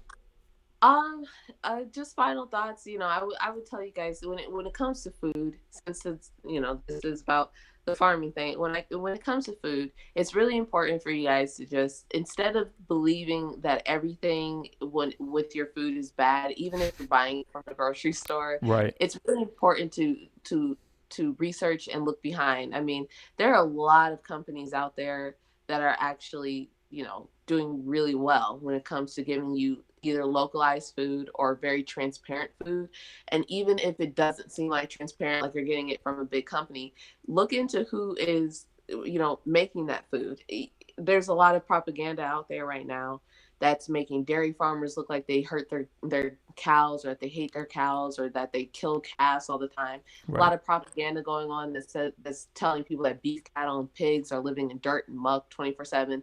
The United States has one of the best animal welfare laws in the entire world. So the likelihood is that you are getting an animal that isn't being abused, that isn't, living in dirt all the time. But it is up to you, and it is your responsibility to research and look into where you are, where you're buying your animals from, and look into the face of who's growing your food and who is growing your vegetables in particular, because a lot of people are doing back-breaking work with very low wages, basically slave labor at this point, to produce things like your bananas and your strawberries and your avocados. All you guys eating avocados, who's growing your avocados, because that's a lot of it's slave labor. And so just research, and follow me on Patty Politics. That's on Facebook. I also have a Minds account, I have a Gab account, and I have a YouTube as well. Next year I'm hoping to get a whole bunch of videos out. It's going to be a new year with new stuff and doing new things. And so I hope you guys had a wonderful Christmas, and I hope you guys have a wonderful day and week. And I really hope that you guys enjoyed this podcast, because I enjoyed it. I thought it was awesome. Yeah, I had a lot of fun. And all of your links, your website, your Facebook, your YouTube, your Gab, your Minds, all of that's in the links on the episode, whether you're watching this on Facebook or on YouTube, or whether you're listening to this on SoundCloud, iTunes, Stitcher, Google Play, a bunch of other ones. However you're hearing this, the links there are available for you. So again, Patty, thank you so much for joining me. I had a blast, and thank you. If you can stick around, I'm gonna talk to you during the outro. But thank you again for coming. I hope to have you on soon. Thank you, and I'm honored to be here. I hope I will be on soon. I really enjoyed this. Yeah, it was an honor to have you on, and next time I will make sure that I will press send and that it actually gets through to you. Because that was, again, I was like, man, she just doesn't care. And I finally went on, I'm like, oh, okay, so I just never sent it. So that made me feel better that day. But anyway, so yeah, thank you again. And guys, thank you again for joining us on My Fellow Americans. I had a lot of fun. For those of you who watched all 3 hours, you were the real ones, and thank you for that. Yeah, exactly. You're the goats. So tune in tomorrow for the Writer's Block, where Matt Wright is interviewing. I have it right here. He is interviewing Matthew Coulter Hurt with the Grassroots Leadership Academy of the Americans for Prosperity. Join us next week on Tuesday, New Year's Day. By the way, have a great New Year's Eve. Yeah, I know. Isn't that scary? But yeah, so have a great New Year's Eve, and then join us on Tuesday night, New Year's night, where we will talk about all of the things that have happened over the last 2 weeks, actually, because we didn't have a Christmas episode. So check us out there on the Muddied Waters of Freedom with me and Matt Wright. And then check me out, Spike Cohen. Check me out again next Wednesday, the 2nd. I will be interviewing Kareem El Sayed in what is no doubt going to be the at least tied with my interview with Muhammad for the best entirely Semite episode that we've had on My Fellow Americans. But yeah, thank you again for joining us tonight. Join Matt tomorrow night. Join us next Tuesday, and then join me again here on Wednesday. Have a great week. Have a great Happy New Year's. Can't wait to see you in 2019, and God bless you.